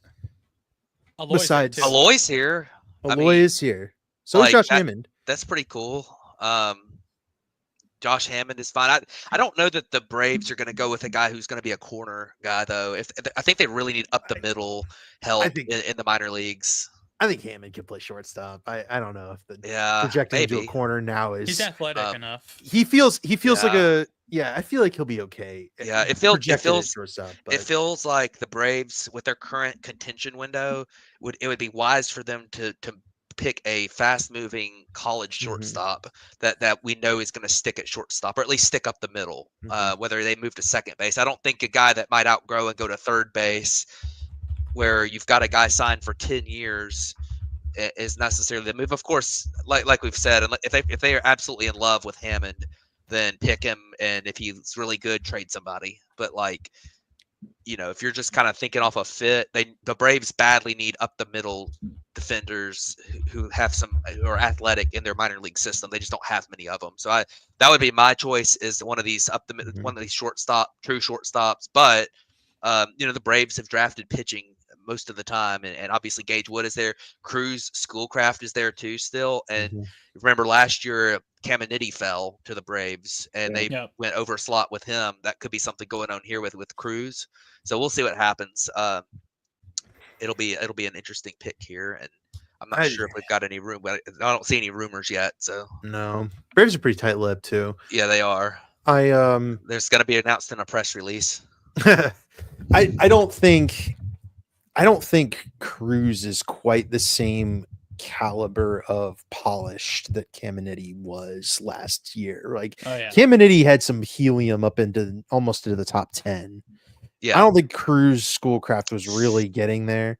So to me, this is a Wood, or it's one of the shortstops, Aloy, Hammond, Gamble. So this is interesting. It sounds like that the rumor right now, this isn't from Longenhagen. It is shortstop, but it's going to be an underslot high school guy. This is from Mark Bowman, who's the Braves beat writer. Okay. Tate Southeast. Ooh, wow. That's the rumor. Wow. I don't know if that's all right. That would definitely be an underslot because but I like getting a high upside shortstop. I mean, that's the he's definitely got more upside than his brother, I think, who's got drafted by the Cubs. Yep. Yeah. His brother Ty went in the 4th round last year, I think. Yeah, to the Cubs. Tate is better for sure. I don't know if he's we'll see. I think that's a very interesting pick. I'll say that. And that's the kind of thing that can leave the Braves open to having utilizing that bonus pool a lot better going forward, pulling a guy out of the 2nd round, basically for being firmly in the 2nd round into the 1st round, giving him a bit of a bonus pool increase. Like you could save probably $1 million on this pick and redeploy that into the other rounds. It's the kind of thing that can really wind up your draft into having like 2 2nd round picks instead of a 1st round pick and then like a 4th round pick, basically. I would be very happy if the Braves did like the Angels draft from a few years ago when the Angels drafted all pitchers and just drafted all up the middle defenders that have some upside at the plate. Like that's exactly what they need is just a rehaul of that, an overhaul of that entire part of their system right now. So I would be behind this, especially if it helps them get more just quantity in that middle infield area over the the rest of the draft. Yeah, and he's good too, right? I think Tate Southesine has a lot more contact potential than power potential in terms of his body type. Ty is a good, I think, proto of what Tate is, and Ty has really struggled to hit for any sort of meaningful power. In the professional ball so far. But again, he's young and he's just a year older than Tate, so these guys are really young. Like the upside is all there. Once you get him into the professional level, you're giving him a couple $1 million to set him up for life. Like you can certainly pull a good major league player out of this, but we're at the point where, teams are going to be willing to take those lower slot guys. You're going to be willing to see, some weird things happen. This is probably the first one where I would say it's legitimately a little bit weird. No 1st round hype at all. Not really close on the big board. Like, this is the first time, but that's that's where the MLB draft starts to get really wacky and really fun, is when you start getting these kinds of picks, I think. This is the first non-pitcher pick in the 1st round for the Braves since 2019. Oh. It's been needed too. Yeah, when they picked both Shea Langoliers and Braden Shoemake. One of those ended up being a pretty good pick. Yeah. Yeah, Shea Langoliers, and he got him. It's official. Yep. Okay. So Tate Southesine for sure to the Braves. Yeah, I mean, I like that pick. I think he's not my favorite middle infielder remaining, or at least that would have been on the board right now. But like, he's probably number 3, number 4, maybe of the middle infielders on the board. Yeah. So like, I mean, that's fine. Yeah, and you'll save $1 million. Yeah. The Braves also have a couple comp picks in the draft, so They got the one for Max Fried, so they've got a pretty good bonus pool here, and that just adds to what they've got to spend the rest of the way. Who do you? I mean, we've got a list here, Matt. I don't. If you want me to send it to you real quick, I mean, I'm guessing they'll probably make one of those picks out of the 40s and the 40s ish on pipeline right now. Like, who do you think is maybe your favorite option there for taking advantage of that overslot? I mean, you've got guys like Matthew Fisher, Jack Bauer is in that list. Like, yeah, well, the arms, the Braves are famous for high school arms. I think that's very likely what they'll go for, saving some money here. I think Jack Bauer, Matthew Fisher are a couple for sure. I think that isn't Fisher the guy that has he's got the high spin fastball. Like, yeah, I think it's hard to say. I mean, I bet one option they could try to buy out Dax Kilby from Clemson's commit too. He's a Georgia guy. Yeah. And then you double up on the high school shortstop here up the middle. It's obviously an organizational weakness. Yeah. Like, just try to take a couple of really high upside guys with your draft that could potentially be a thing. But then again, right, you're drafting in the same position kind of. So yeah. And I will say this too, the Braves need quantity. And I think that they might go more like it might not be one guy they go way over slot owned. They might just be trying to sign 3 or 4 more high school guys. Right. One thing the Braves have done in the international market is they've signed a lot.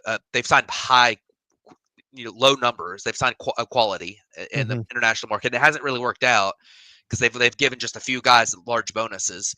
But so some of that low minors depth, especially in the the position player core and the middle infield specifically, has really been weakened by not hitting on a lot of those guys that they signed in the international market. So bringing in a lot of quantity and hopefully one of them, hits is definitely something that I think is a good thing to do here. So we do have our rumored name for the Royals here. If we want to go to that, Sean Gamble. Nice. Okay. I like it. That is in the theme of what Andrew and I mocked the Royals to on Monday. Wrong high school infielder. We had them getting Josh Hammond, but I mean, I like Sean Gamble. Think he's probably a top 30 talent. So. Yeah, Vandy commit from Iowa, but went to IMG Academy. He gets some Bryson Stott comps. But yeah, I mean, I think there's some question about where he ends up long-term positionally. I think second base is kind of what it seems like right now, but maybe there's some potential for center field in the future. Yeah, I'm kind of surprised. I mean, Summerhill and Aloy are just slipping. And the next couple picks are all teams that usually take prep. So somebody's got to kind of pivot here. Yeah, Gamble's fine though. I mean, when we're talking about upside, I don't know. Yeah. If I love that over Hammond, but I think it's a solid, really athletic, which I think is something the Royals probably value a lot. Yeah, I don't hate it. No, not at all. I think Royals fans got to be pleased with that. They've done a pretty good job of drafting of late, especially in the first round. Blake Mitchell looks like a major league caliber player, top 100 prospect right now. Jack Gaglianone is already up at the majors. Like, the Royals have done a pretty good job of late, but a couple of years ago, right? I mean, they had like Frank Mazzucato in like the top 10, and I don't think he's ever even made it out of high A ball. So yeah, they've certainly been willing to take risks. I don't think this is much of a risk. Though Sean Gamble feels like a perfect back end to the top. I said a good gamble. Yeah, That's what he's just done. There you go. So it's official. It just came across too. So yep, there you go. So it's Tigers on the board. Yeah, dude, this is setting up for the Padres to get like Wood or Anson. Oh my something, and it's gonna make me so mad. Yeah, Gage They're Wood to gonna the trade him. Padres. I mean, Well, it's not like yeah. it's Well, I don't know. They need pitchers. Like that's the problem is they actually do need Yeah. pitchers. That would break what 4 years in a row of high school player for At the Padres, least. though. Yeah. Yeah, they've done 4 years in a row of high school picks. May- Phillies have done Mayfield, 5. Lesko, Merrill. We've got Detroit up next, right? Yeah. Detroit is now. Yep. Okay. Boy, them taking Gage Wood would be crazy. Could. They very well might. They've picked a lot of shortstops in recent years, right? Yeah. I know McGonagall is one. Don't Chase Young. Yep. Mhm. Young. They didn't draft him, but they traded for Sweeney. Yeah. Max Clark. Max Clark. Well, he's an outfielder, He's but he's outfield, but yeah, they're just a lot of high school, bats. Is McGonagall short? Well, he was drafted Or as a second? shortstop. That's short. He's probably a second. He's probably going to end up moving around, but Rayner. Yeah, Rayner. I was going to say Rayner, Rayner was the other one. Yeah, they're in an interesting spot where the Josh Hammonds of the world, they work in the sense of adding a player to your farm system or maybe potentially replacing a Bryce Rayner you send off here at the deadline for offensive help potentially or whatever.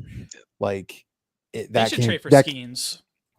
they definitely have definitely have the ammo. They definitely have the ammo. They're one of only a couple of teams that have the ammo. The farm system for the Tigers is crazy right now. Oh, Jordan Yost. It just came across. Jordan who? Oh wow. Jordan Yost. Or Yost. That's not related to Ned Yost, this is just like the Braves pick there. Oh, he's got an underslot shortstop, high school shortstop. What was he on pipeline? I don't even 50. 50? Yeah. Okay. I think he slipped this year. I think he came into the year as a highly thought of guy that kind of dropped.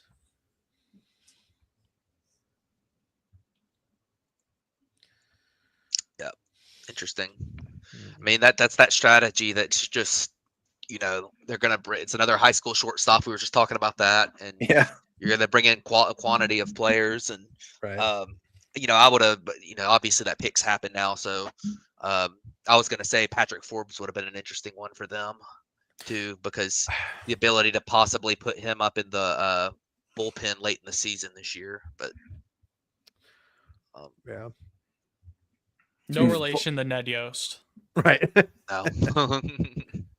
Very interesting between Gage Wood, Forbes, Riley Quick, Anthony Ianson. The college starters are still, I think, very good at this point. And when you're drafting the back end of this first round, these teams do not have a big bonus pool.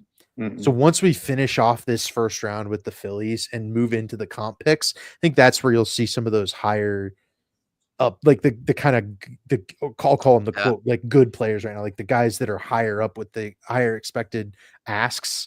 Yeah, that's where these guys are going to go. I think you're not necessarily seeing like everybody hates Josh Hammond, everybody hates Gage Wood. They're just I'll say we do have to keep in mind that some of these teams picking here do have high bonus pools, like the Royals, because they have a competitive balance B pick.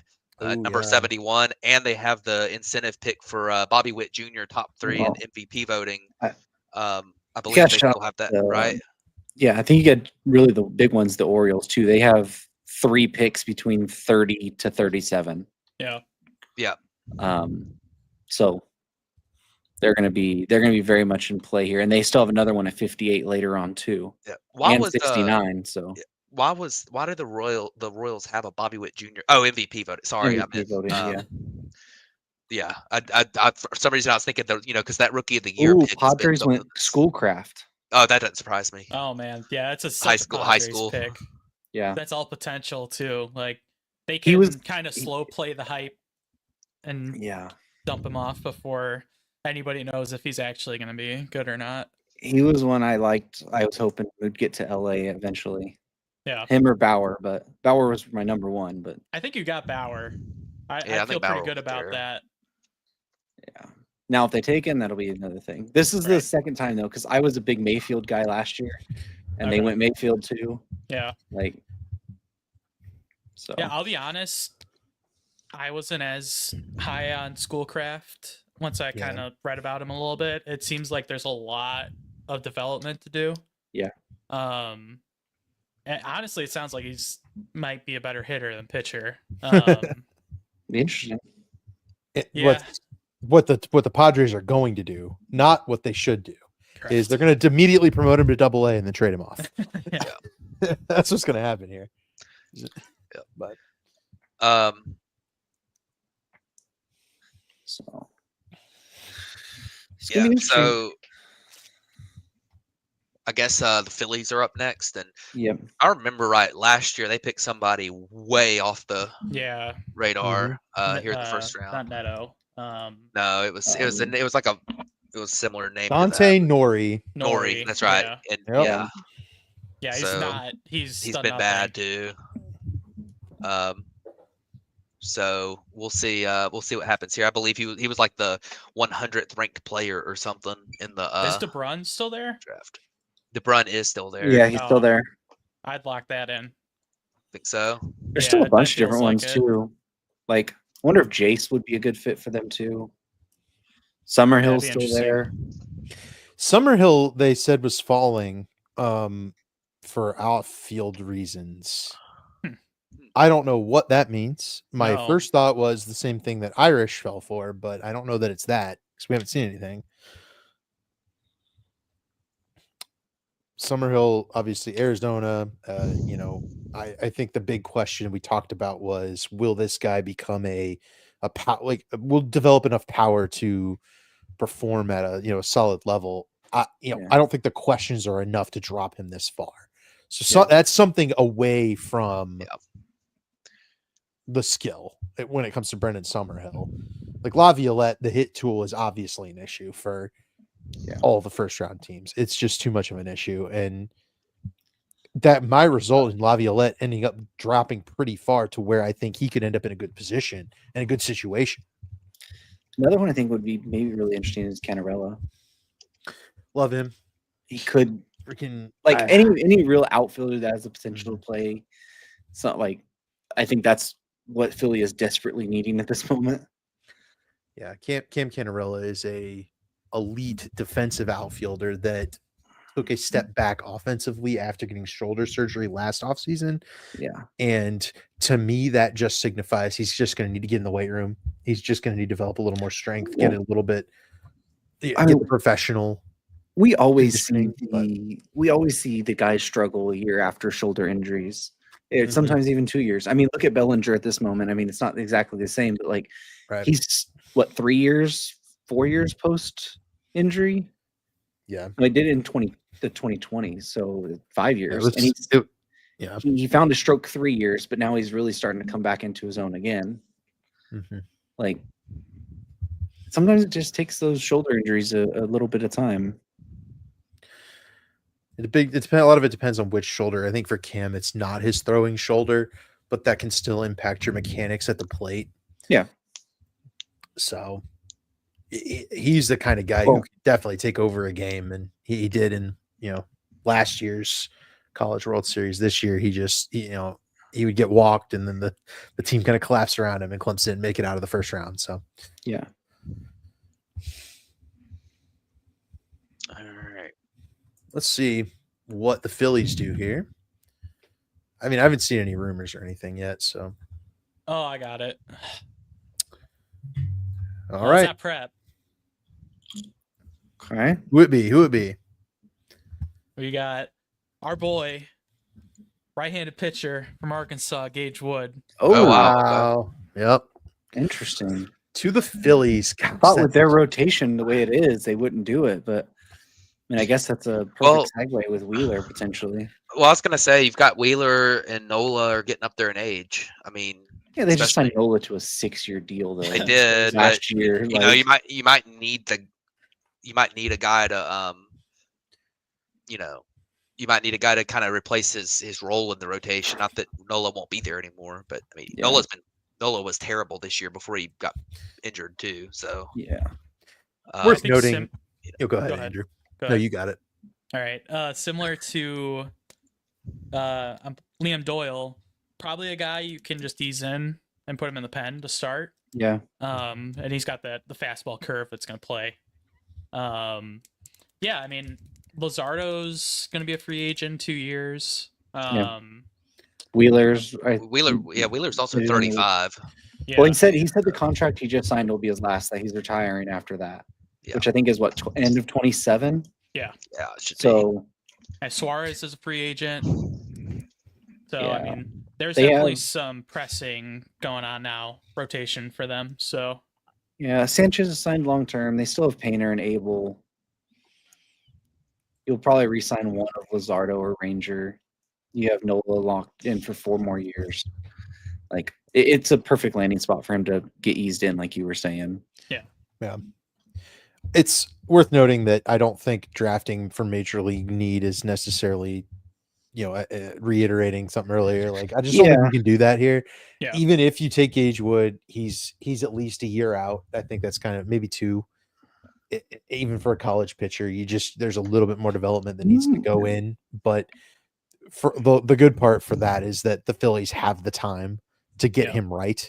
And I think that's part of why you take a pitcher here, because it's like he's the next wave and he can spend a year developing, learning. He's learning from a really good group that can really develop pitching. So that's a good situation for him. Yeah. I don't know if it's a rumor. Yeah, it's not a rumor, but or I if know what it's you're just talking about. Yeah.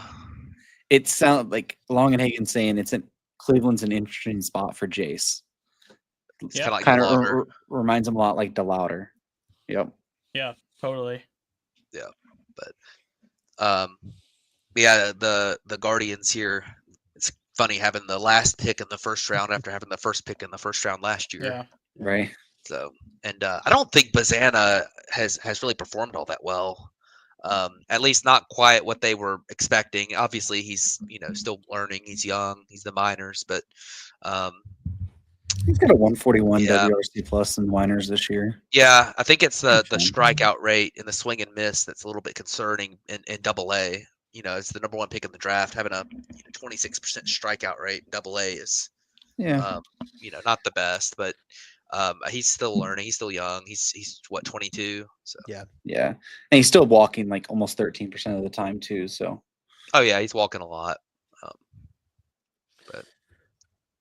It's interesting though. I don't even know if there's a comp to Bazana in this draft. Like in terms of a guy who came in with a really good hit tool, but very good and a good approach, and just we always kind of felt like Bazana's really like major league ready. Like I just don't think there's really anybody in here that's like that. And then you look at what Bazana's doing, and it just reminds you like these guys are young.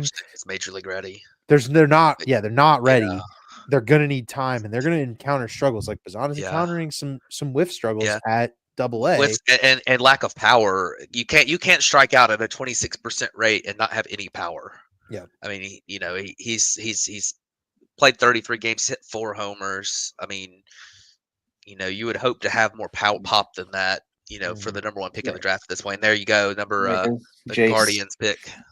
Wow, it is indeed Jace Laviolette. So I like it for Jace. I think that is one of the, we talked about him on Monday. I think he needed a good spot to go in order to see success. Cleveland is the type of place that can kind of prioritize contact really well in their minor league system and get him working. So, we'll see if, obviously that works out, but we got that position right. We said Devin Taylor would go to the Guardians. We had obviously already picked Jason Laviolette. So he didn't fall out of the first round. Fall stops for him. But what do you guys think about Weiwa Loy, Brendan Summerhill? We kind of talked about him a little bit, but Aloy specifically falling out of the first round. I think he's about the only one that I believe and correct me if I'm wrong, but there's a lot of chase concern with him, right? Yeah. And I think that's just something where we've seen in the past few years, some guys like you remember last year, Vance Honeycutt. Some of these super athletic, high upside defenders, real athletic guys that have power that just have massive red flags in their swing and miss falling. Mm-hmm. And I mean, that's probably what I feel like is probably going on with Aloy. And it could also be stuff like, just he's he like something off the field or medical. You never know. But it'll be interesting to see. And I'll say that believe it looks like the Royals have the next pick here. Yeah. For the Bobby Witt Mhm. Jr. MVP. I did not know that the way that incentive pick work. I thought it was only for Rookie of the Year. Apparently, it's also MVP pre-arb. It is. Yeah. So And I didn't even know though that. even though he signed Yep. his extension, Still he's still pre-arb technically pre-arb first year. time. Yep. Yeah. Yep. So So that's definitely a good thing there for the Yeah. Royals. and I think And it's I also Cy Young voting and too, I It is. believe. It is, and I So. guess that would mean but they have to be on the opening day roster, Oh, right? They Pick have to one be in. up within So they have to be up within a certain day, and the Pirates missed it for Skeens. Yeah. yeah, I was going to Josh say that Hammond for was the Royals. Josh Hammond, which yeah. is There's hilarious. there's Oh, your I had it. We had it. We got it. We said Oh. Josh Hammond. yep. Dang. There's your slot. They're Can we having get that half extra. point? I know we definitely do because we got the team right. Yeah. Yeah. We picked Josh Hammond to the Royals. We just missed the pick. Missed the exact pick that it would happen. So. Um. Oh well. Yep. And then the Orioles have 2 picks here in the comp Mhm. round. Yeah, so you got Diamondbacks, and then you go Orioles back to Then back. the Wow. Brewers. Yep. A lot of money for the Orioles to throw around here. Yep. And they just took Ike Irish. With a So- potentially under slot. He Yeah. wouldn't be. Well, it depended on the off-field issues. Who That's what I knows? Who mean. knows? But I don't think that there's widespread off the field issues with Irish. I think there's. I'm not saying that there's not, but it sounds like there was like a one-time incident type thing that is Yeah. going around. So I had speculation even then. Like, it is. Yeah. Laramie Tunsil being an example. sure. With the Yeah. Laramie Tunsil gas mask on you smoking marijuana with the gas mask in NFL draft falls from the number 1 pick to like number 15 or something. He would have went up my board. Yeah. Oh Oh, yeah. that's sick. Yeah. So. But yeah, that kind of stuff happens sometimes. They're gonna come in so- a lot quicker now. Yeah. Interesting in the Fangraphs chat, Longenhagen says initially that he thinks the Royals will try to develop Hammond as a two-way. Oh, well, yeah. Ooh. What? He was not primary pitcher, but Yep. he was a legit pitching prospect to coming into the And year. That's very interesting with the way that they've done Jack Caglione. Yeah. Yeah. Because they were like, he, no, you're not doing it. But He had yeah. like plus slider, big fastball. I thought that was really interesting because I feel like maybe you don't usually see that. But he focused on hitting this year and he had a big year. Yeah, I love that. That's two-way is always, that's such an X factor now. If you can get a guy like that. So it looks like Patrick Forbes for Wow. Arizona has come across official. Mm-hmm. Yeah, as that's well, official. so. Such a good pick for Arizona. Yeah. We had Forbes at 22 to the Braves. I just felt like he's the kind of guy who can move, not only can move quickly, but he can be that next level starter. And I think you guys mentioned it with Arizona's first pick, they are going to need to fill that role on the major league team. Forbes actually does have the timeline, I think, to come up in the next year or two. So this, I think I would have been comfortable if the Diamondbacks had taken Forbes with their first pick. So the fact that they get Forbes and I don't have the roundup, but they get Forbes and they get Casey Cunningham with that ceiling and the hit tool and everything. Like, great first 2 rounds, I think, for Arizona. It's a really good start for them.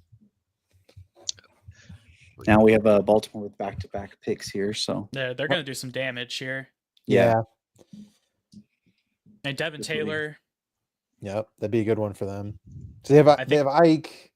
Yeah. And they probably need a pitcher. They could just go all outfielders again. Just do it. DeBrun.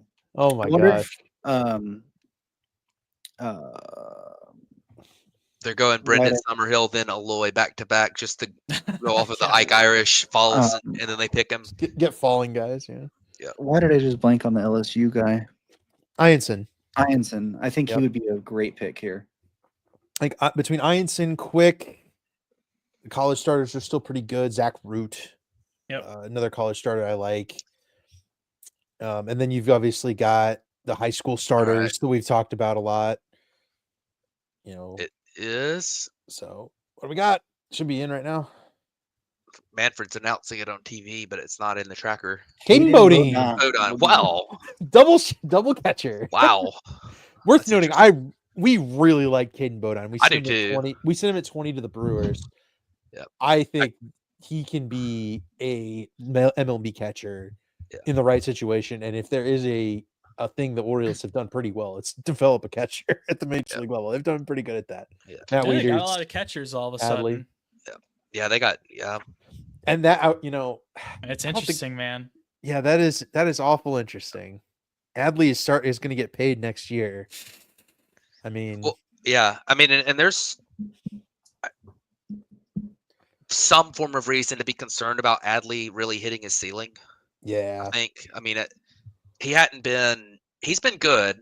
Don't get me wrong, but he hasn't been quite that generational catching talent that people. I mean, he was comped to Buster Posey when he was drafted. Right. I mean, he has not been anywhere near that. No. He's been good, but he hasn't been anywhere near that. So, and I know he's dealt with some injuries at times, but that is interesting that they're loading up on catchers with the potential for that to be something that moves on. I mean, right now Adley's got a 97 WRC plus this year, and I know he's been injured, for a little while, but he wasn't necessarily set the world on fire. And he didn't set the world on fire last year either.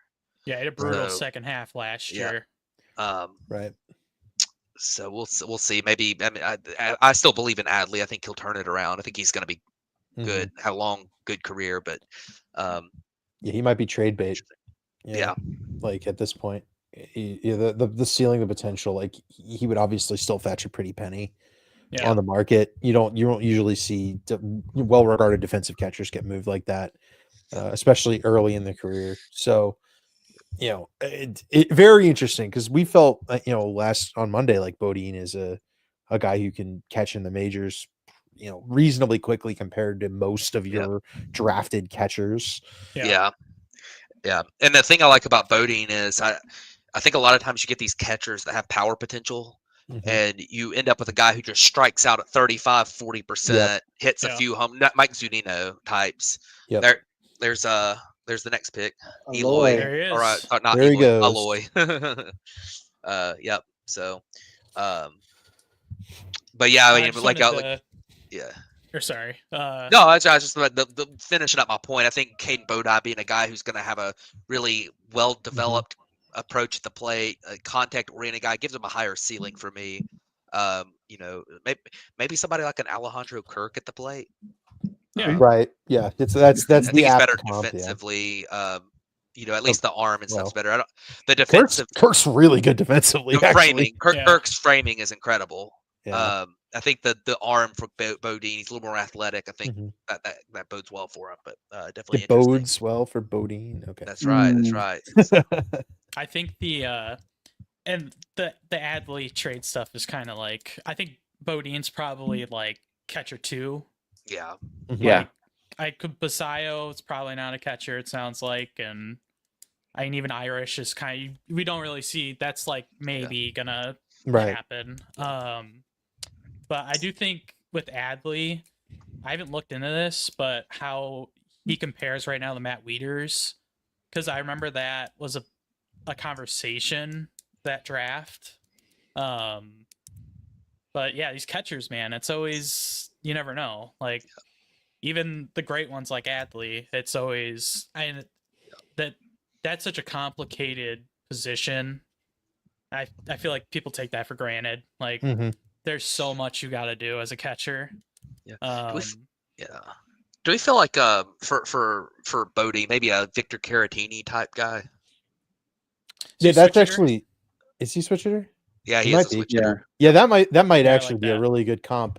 Maybe with just a touch more power and a touch more raw contact skill. Because Caratini, he's actually carved out a really solid major league career. Oh yeah. For what he was and where like the Cubs acquired him for gosh, would James have been Russell. James Russell. Yeah. Yep. So, for what he kind of always was to what he has been in the major leagues, which is a very reliable backup catcher. Like that's a pretty solid and reasonable outcome Dang for it. him. So, Poor Damien. Brewers took Brady Ebel. oh my gosh. Dang. Are That we annoyed? guy, I think we're that guy, I annoyed. don't know. That guy's got the worst picture I think I've ever seen on his as his profile picture. I don't know if you can Yes. click on it, but it's rough. Let's see it. No, not that one. Go back to the other page there. You can click the little arrow on the left side. This one. Yeah. Oh.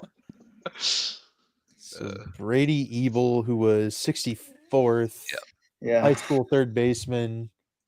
He's from the same high school as Carlson and Hernandez. All right. Wow. That's Yeah, it. That's Corona. it. What a Yeah. high school class. Yeah. Yeah, I'll He's say also the that's Dodgers third base coach son. that's very interesting for the Brewers because they probably went underslot in the first round, and I would assume he's underslot here. So they might have something to throw around in the second round, or I think they've got I don't know that they've got another comp pick. They don't. I'm Into the second looking. round, they have a pick. Yep, An extra pick. 59. Yeah. They got And then 59 and one they got 68. 68. Yep. Yeah. So maybe some shenanigans going on there with maybe a guy falls and they're able to scoop him up there. But Slater DeBrun type guy. Yeah, that might be the idea buyout. Or Quinn Young or guys. So.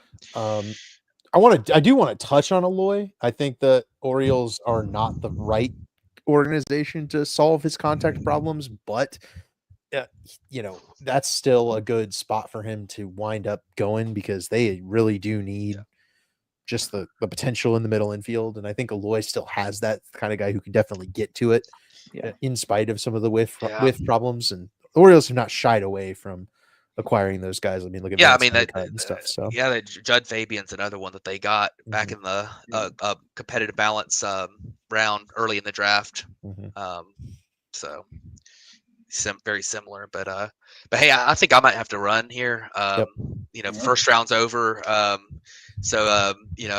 I think y'all were planning on continuing home for a little while here, but I have to take some care of some stuff after coming back from out of town today. But thanks everyone for tuning in, and so I'll talk to everybody here later. So All right. Appreciate it, Matt. We'll see you later, buddy. See you, Matt. So what we got here? Boston is on the clock. They went Marcus Phillips. Marcus Phillips.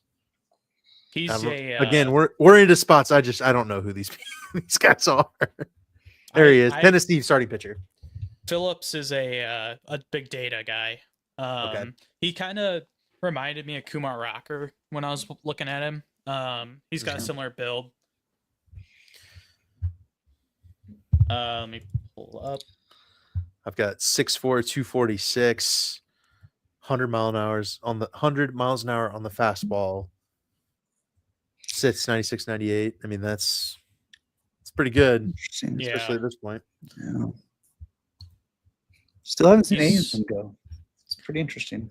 He's not liked on Pipeline. He's 40th ranked, so he's still technically on, like, we're waiting for his spot to hit.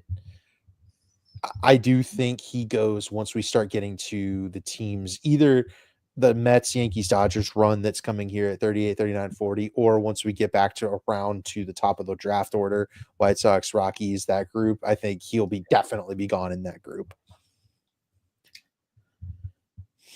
Let's see, I don't know why this is all weirded out. Yeah, the tracker, I've got it sitting on current round.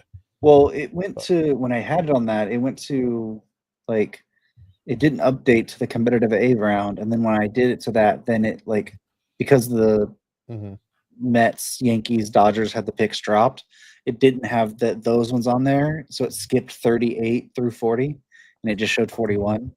But now it's right here, so that gives us some stuff. Yeah, Phillips should be an interesting and solid pick.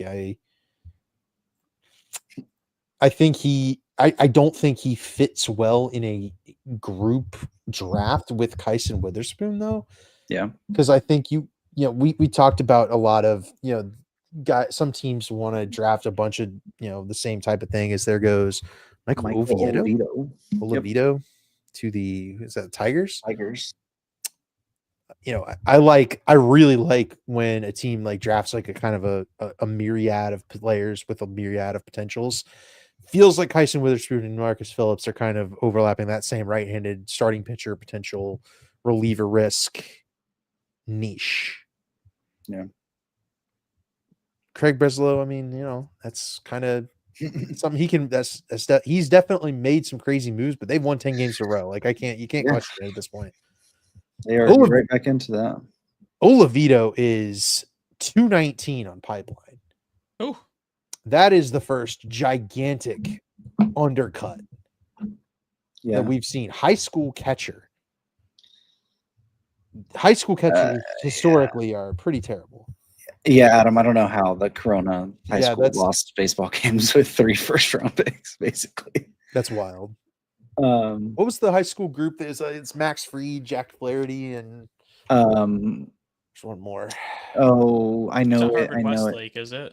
Yeah. It was PCA. No, they did have PCA. It was 3 pitchers. It was 3 starters that are all on the same. Giolito. It is Giolito. Yep. Yeah. Giolito, Flaherty, and Fried all were on the same team. That feels like that, doesn't it? Like, feels kind of like that. But yeah, this is the first big jump. Yeah, Pipeline has Logan O'Hoppe, Joe Mack as 2 kind of comps. Mm-hmm. Yale commit. Wow. That's funny. Yeah. He's from New York. Yeah. High school catcher is one of the hardest positions to grade out because you don't know if that guy's any good at catcher. Like, odds are he just does not stay at catcher. But the Tigers have done a brilliant job with finding which guy stays at catcher, which guy goes to hit. I think it's Josue Briseño has gone from catcher to, I think he's playing just pure first base right now, but they're letting the bat move him along, not sticking him at catcher and leaving that. Luke Stevenson. Oh, Stevenson. Nice. UNC. But yeah, I think, the Tigers in particular have been really, really solid about providing, the catchers with the opportunity to play well. So, I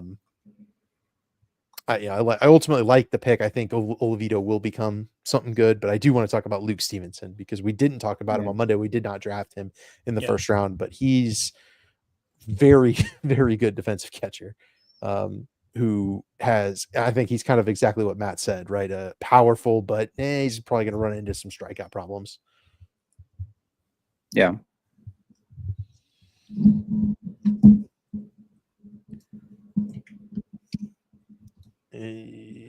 His hit tool is showing us 40. That seems pretty rough, but 24% strikeout rate in college is a little bit scary. But I think he's a really good defensive catcher. Obviously, Seattle not drafting for Major League need. Yeah, for that. I don't think they need a catcher right now. They don't need a catcher for the next 5 seasons, right? Because Cal Raleigh is there, and he looks like a generationally talented catcher. So, but Luke Stevenson could certainly come in and spell Cal Raleigh. They'll certainly need that. Defensively, he's really good. So, my thought is, this works as a pick, and he's at least a solid hitter. But I think you're going to wind up seeing a lot more Mike Zunino out of this pick than maybe anything else. And guess who drafted Mike Zunino back in the day? It was the Seattle Mariners. I say back in the day, like I wasn't normal age for that. Minnesota back on the board here. My draft tracker has quit working, so hopefully yours is working.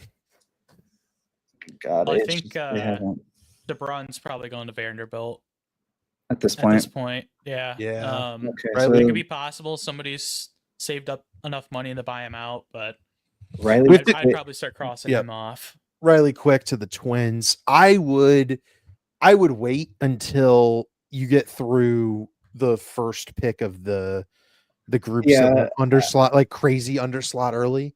Yeah, I would say Baltimore. They could easily do it right here because they've went Definitely. to college.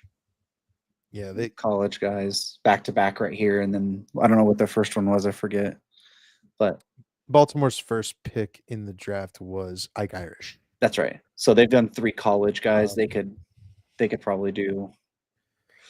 But I think DeBron right here too. The Nationals, the Angels are theoretically in a spot to go after a guy like DeBrun with a solid first round offer, because really he was going to make between 3 and 4 million at the back end of the first round. So one of those teams just needs to find 3 or 4 million.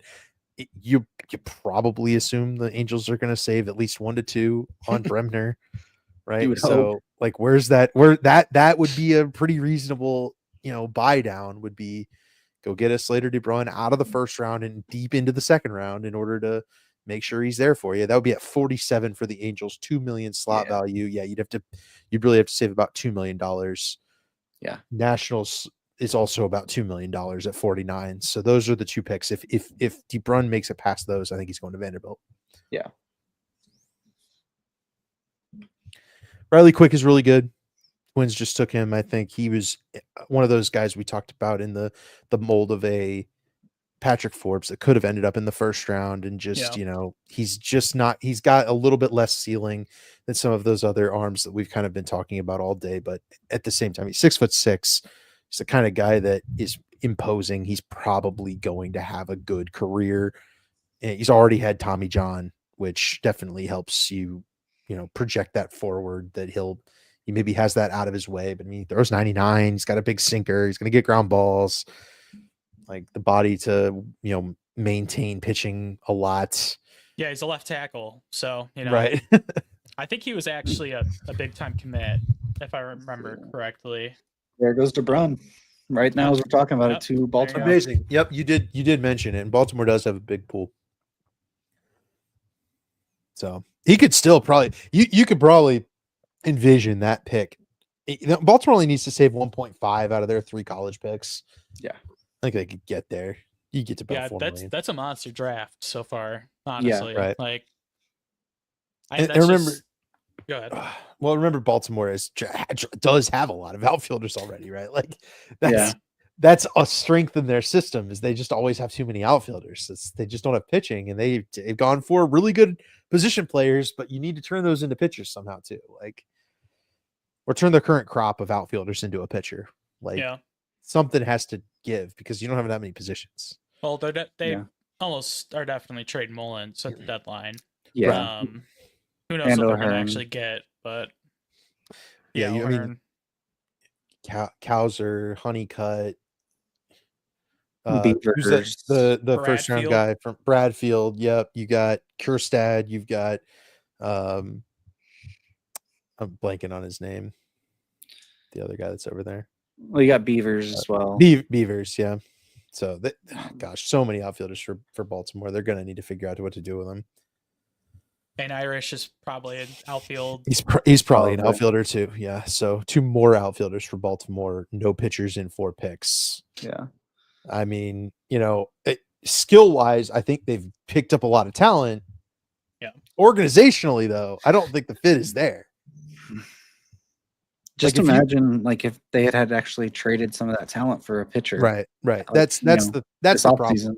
That's the problem, is they could be reloading. Maybe one that went to their division. Right. Who would have done? Crochet. Yep. Yeah. Like, you could have easily did something to match the Crochet thing from Baltimore, and you'd be set up so much better. And I don't think anyone would blink an eye. You'd still have all these draft picks. They didn't want to sign someone because they didn't want to lose the comp picks and whatever. But you could have made that deal, and you didn't lose any comp picks, and you're still having such a good draft at this moment. Think about where you'd be at. What was DeBrun the Burns pick, or is that Aloy? I think it was I think DeBrun, because it's the comp BA. So This is technically the Mets' first round pick. They fell for being over the luxury tax. So I think, with I think that this one is the They have like Burns no one. money in this draft. right. These three teams have low bonus pools. Oh no, sorry. Pick 30 was the one for Burns. So that was not Eloy. It was the one before that. It was Cade Bodine. Bodine. Yep. 31 where they picked Eloy was the Santander pick. This actually no, this pick, the Bruns one, is the one that they just got for trading Brian Baker to the Rays. Oh yeah, that's right. Yep. This is that trade just a couple days ago got them right. DeBrun. Slater DeBrun. Wow, that you mean, and the beauty of the MLB draft is that was all in works. Like they had to be negotiating with a bunch of high schoolers. If you're there, we need to pick you for this amount of money. Like when we were talking to Greg, he mentioned so much about, we've got to have they got to do their homework. They've got to, discuss, all these factors with all the families and what are you going to sign for? And that is the homework that we talked about. And this is a beautiful evidence of it, is like being able to pick up Slater DeBrun here as a first round talent in the second round for Baltimore is like, that's a really good outcome. Again, we may be questionable about their positional selection, but like it's a good outcome. For sure. That's why I'm pro trading draft picks. Yeah. Other than the compensatory picks. Right. You can make when you're talking about a puzzle piece, the tradability of picks, it adds to the nature of building a puzzle, because a team with a big bonus pool can potentially trade down and use that to gain more, more players with their bigger bonus pool. And, if maybe you have a small bonus pool, but you're okay with splurging all of that on, the top player in the draft, or then you trade up or something like that. But I look, you talked about trading draft picks. Another trade is coming up right here. LA has 2 picks in a row.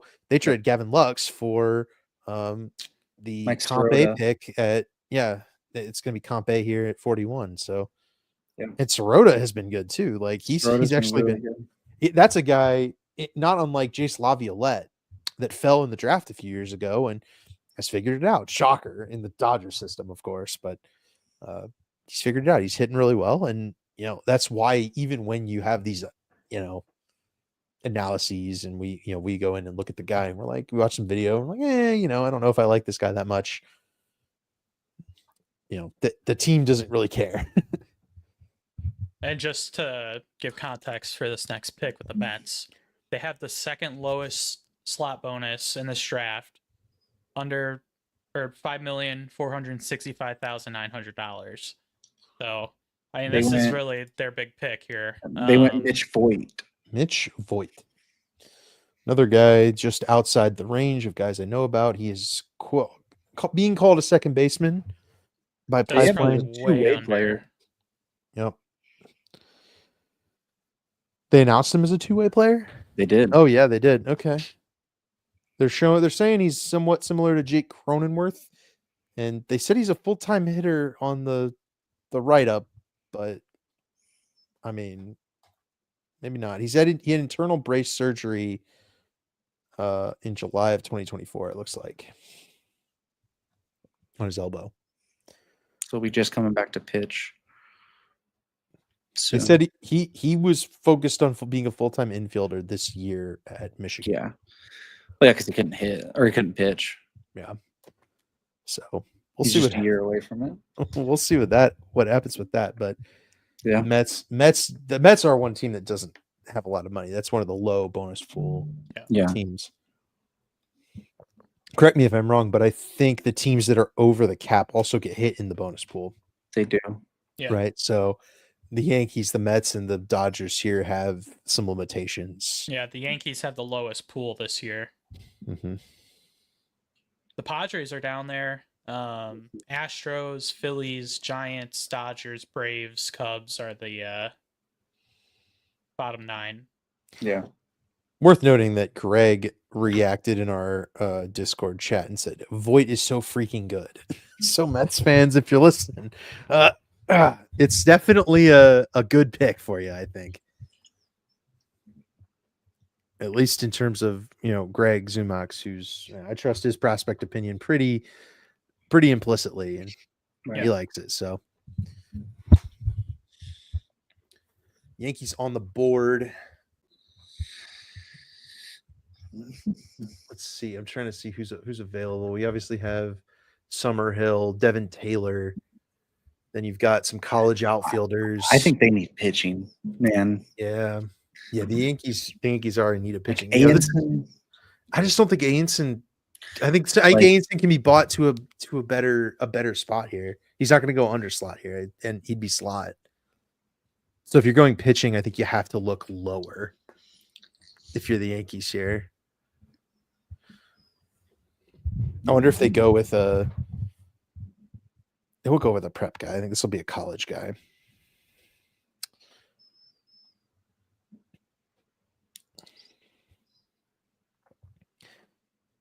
Still on the board. There's a bunch of college outfielders. You've got high schoolers: Quentin Young, Jack Bauer, Aaron Watson, Matthew Fisher, Brandon Compton, Cam Canarella, Mason Neville, Max Bellew, Devin Taylor, Brennan Summerhill, all college outfielders still on the board. College pitchers still on the board. Zach Root, Cade Obermueller, Anthony Ianson that we mentioned. So, maybe Middleton. It's another one. Middleton. You also got JD Thompson down here as well. That's a Vanderbilt starter.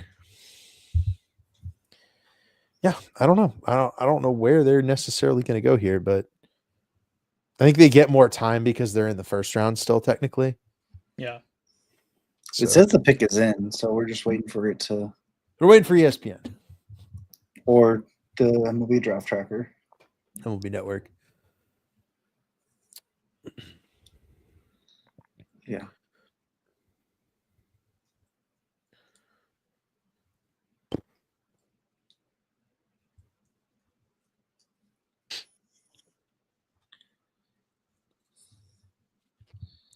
Wait and see. Still, we're just waiting here. We're up on 3 hours now. We're running out of stuff Yeah, this has been a marathon. Yeah. It kind of went by really fast, to be honest. Yeah, it did. It didn't They feel paced like it very well. Yeah, unlike the NFL draft, that is horrendous pacing. Mhm. The NHL draft this year was snail's pace, brutal this year too. And also their idea to do the whole virtual thing was also a horrendous idea. Yep. Yeah, I don't know. I don't get that. I felt like having everybody there added a really unique like vibe to the whole draft. Yeah. Apparently teams were more worried about trying to save money on that than anything else. Yep, But that's how it goes. I really just want these two LA picks to come through. I was thinking we might try to go to the Cubs pick, but that might even be a little too far. I think we might need to shut her down here once we get past these comp A picks. Yeah. All right. Do you guys have a favorite pick tonight? That's it's a good question. I think it's JoJo Parker to the Blue Jays for me right now. It's a pick I mocked. It's a fit I really like. They took Dax Kilby.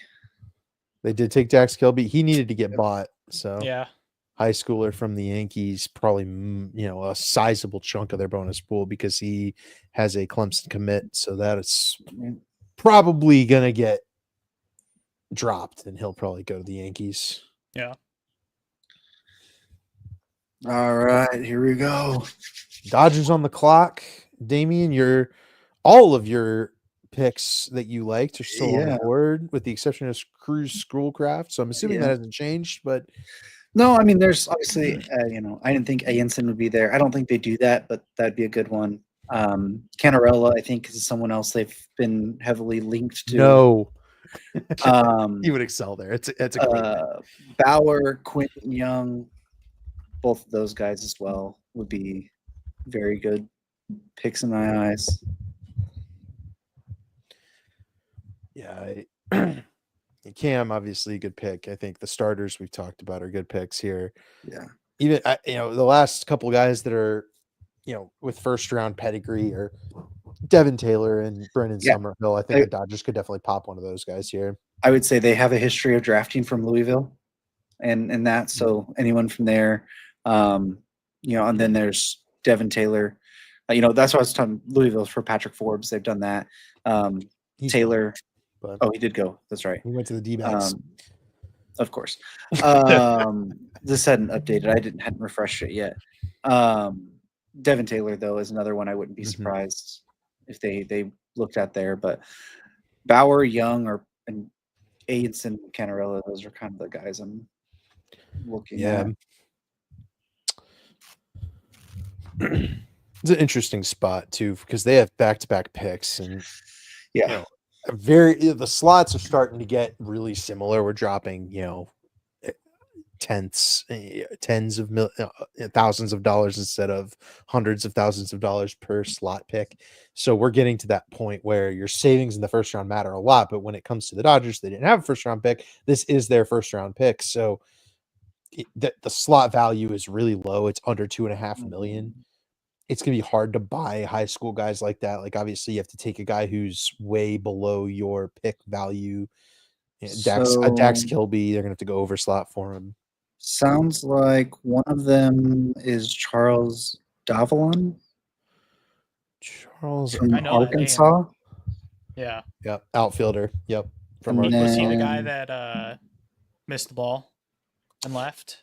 I think he might have been. He's their outfielder. So. Wow. He's a really good hitter too. Yeah, he's a good player. It's unfortunate that that's the first thing you think of. Like, he's a pretty solid baseball player. And then he shouldn't be slot, I don't think, in here. Roots is the other one. Okay, so one of the high school, one of the college starters that are still they're going both back Arkansas, yeah. Wow, what are they? The Cubs? Yeah, exactly. Yeah, true. I definitely for sure thought they would have went Bauer. Well, they got $6.18 million because they have the 65th pick as well after these two picks. There's Root. They've got a little cash to play with here. Yeah, so Root definitely went through right there. Okay, so it's official. Root. I mean, maybe then they pop Bauer at 65. Yeah, potentially. I can see that for sure. What's his commit? Vandy. I think Root has to be around slot. Yeah, I think it's Vandy. Yeah, Bauer is Vandy. I like Landon Harmon too as a prep guy. He's Mississippi State commit. 6'5", 190. According to Pipeline. And Fisher's still there. Matthew Fisher. He's an Indiana guy.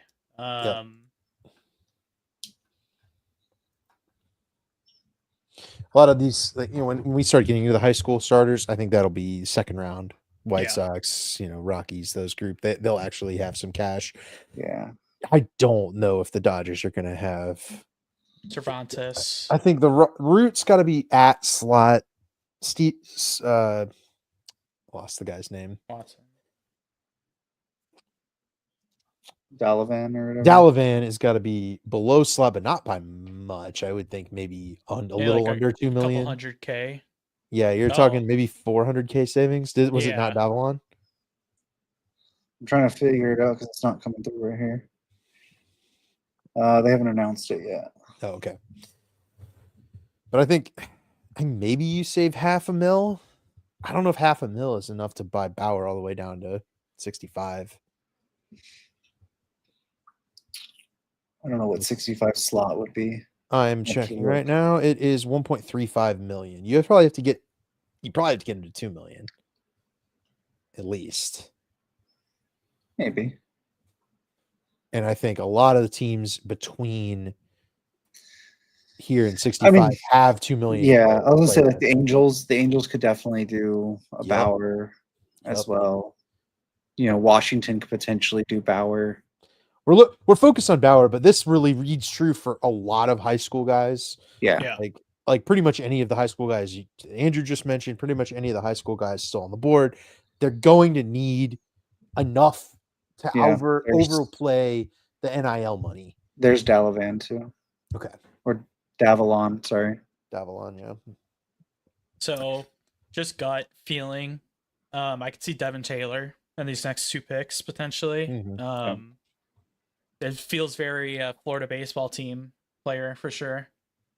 Worth noting, I think the Rays have a huge bonus pool, so this is going to be somebody decent. I think right here. I think Quentin Young That would be a good one. Nationals. I think Nationals make a lot of sense. Yeah. I think Young makes James sense right here to the Rays too. Yeah, true, for sure. But yeah, you're right. Wood. Did Delman play for the Rays ever? Or did did. Yeah, he did. Yeah, Delman did for sure. So there's some bloodlines there for sure. Sounds Summerhill potentially here. That's very that tracks for sure. And honestly, I think Summerhill dropping is fair given the ceiling. Like if you're ceiling on a guy Sal Frelick, I think we probably should have expected the drop. Yeah. I think his ceiling's a little bit higher than Frelick, but I think Frelick is like the kind of 60th percentile, like kind of median outcome guy. And at that point, Frelick's a valuable major leaguer, but he's not a first round pick major leaguer, right? So, and I'm guessing his ask is a lot, and then it makes a lot more sense that a team with a big bonus pool like the Rays floats him down to 42, says, "Hey, we'll take you at 42. We'll give you first round money." You know, and that when goes you were already probably only going to go to, he was probably going to get picked like 25th to 30th. Well, the Rays can give him $4 million right now. Right. And that goes from maybe a reach to a value pick too, which is always like, feels better when you're making that pick, knowing that you didn't really have to reach for a player. Right. And Tampa went with Daniel Pierce in the first. I mean, I think that's probably at slot, but again, they have a lot more money than anybody else. Right. Yeah. Yeah. And there's Summerhill through now. So, yeah. Now that feels like they picked up 2 first round picks in the first 2 picks, and that's something a team with a big bonus pool can do. Right. We got any more droppers, or is that it? That's it for the droppers. Devin Taylor kind of, but he was 30th. I mean, yeah, he got some type today too, right? 16th, somebody on 16th. Yeah. Yeah. Marlins could certainly pop him here. They went with Iva Arquette, right? So my gut is the Marlins are gonna go high school. Yeah, there's probably a prep pick coming. This might be Fisher, Bauer, or Watson. Young could be young too. It could be Young. They need hitters. Yeah. In the system, they don't really need pitchers, but again, I think the strength. The interesting how the strength of the draft shifts as it goes. It's always like a flow, right? We were at the strength of the draft was high school shortstops; those have all gone. So now the strength of the draft, it seems to be it was the college arms for a little bit. Well, those all went. So now it's kind of high school starters. Maybe Anthony Ianson. You know, he's probably the best college starter remaining. I think you got college bats right now as well. A lot of those. And then we'll hit the second round and we'll hop off and let everybody watch it out. But hopefully it's been a good time. I mean, we've been on 3 hours. I've had fun. It's flown by until this last couple of picks where we just needed a few of the picks to go a little bit quicker. We would have had some Yeah, they definitely slowed it down a little bit. But I feel like this round. That and it's early on, it's kind of a little bit easier to talk and summarize and predict kind of like, hey, this and that. And it's like you start getting to this point, and this is really when the money train starts really changing. And it makes things a lot harder to try and really keep on top of.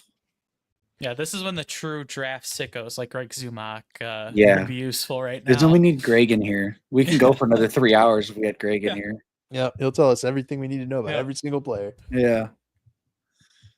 I think my favorite pick tonight is probably Jamie Arnold. Yeah, I was gonna say that's such a big value pick. I need Aloy going as far as he did.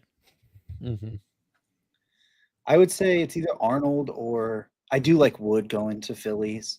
The Phillies, like that's later.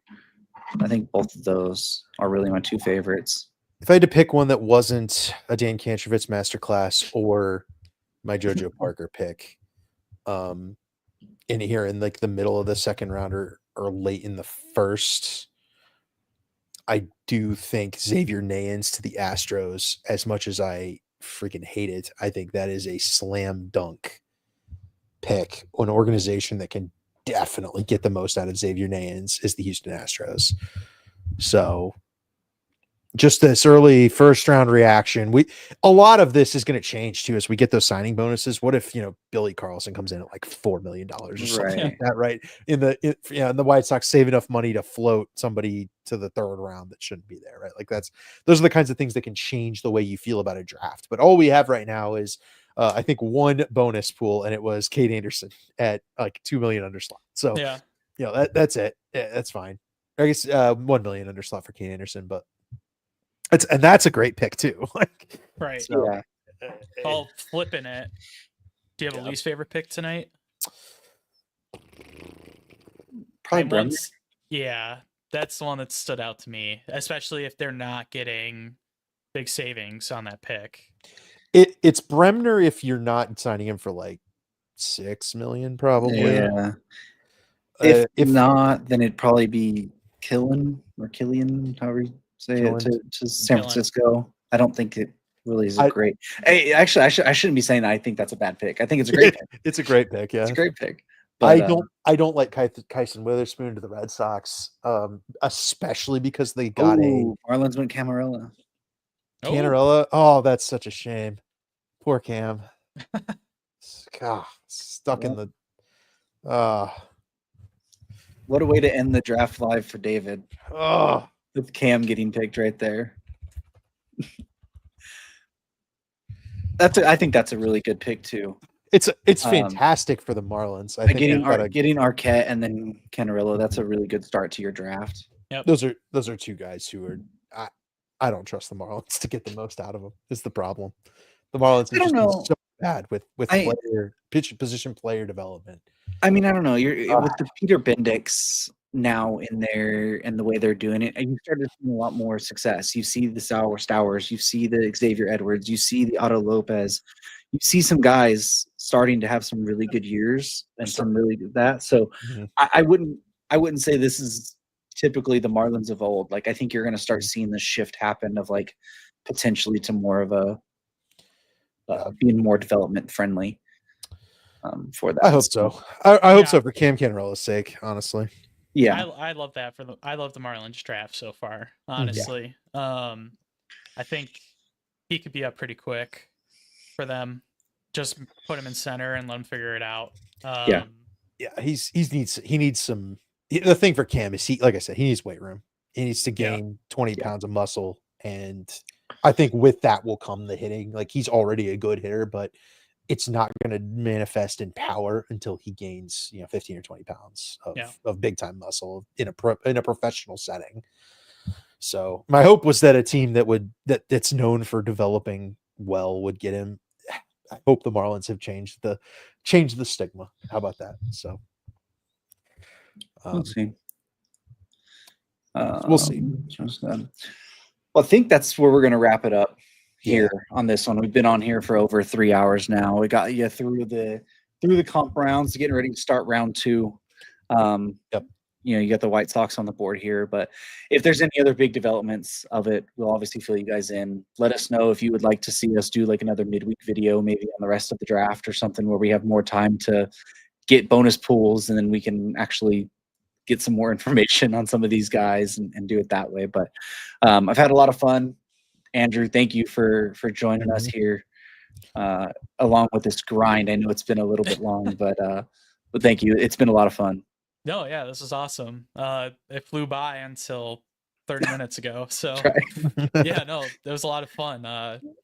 Like we were saying at the end of the mock, probably not going to go as we expect, and it delivered on that for sure. Go Cubs. That's right. That's all I got. Well, this before we should, this one said "Go Bears." So I guess the same thing. They're which one though? I mean, there's so many. He's meant the Chicago Bears because I know who this is. Okay. Gotcha.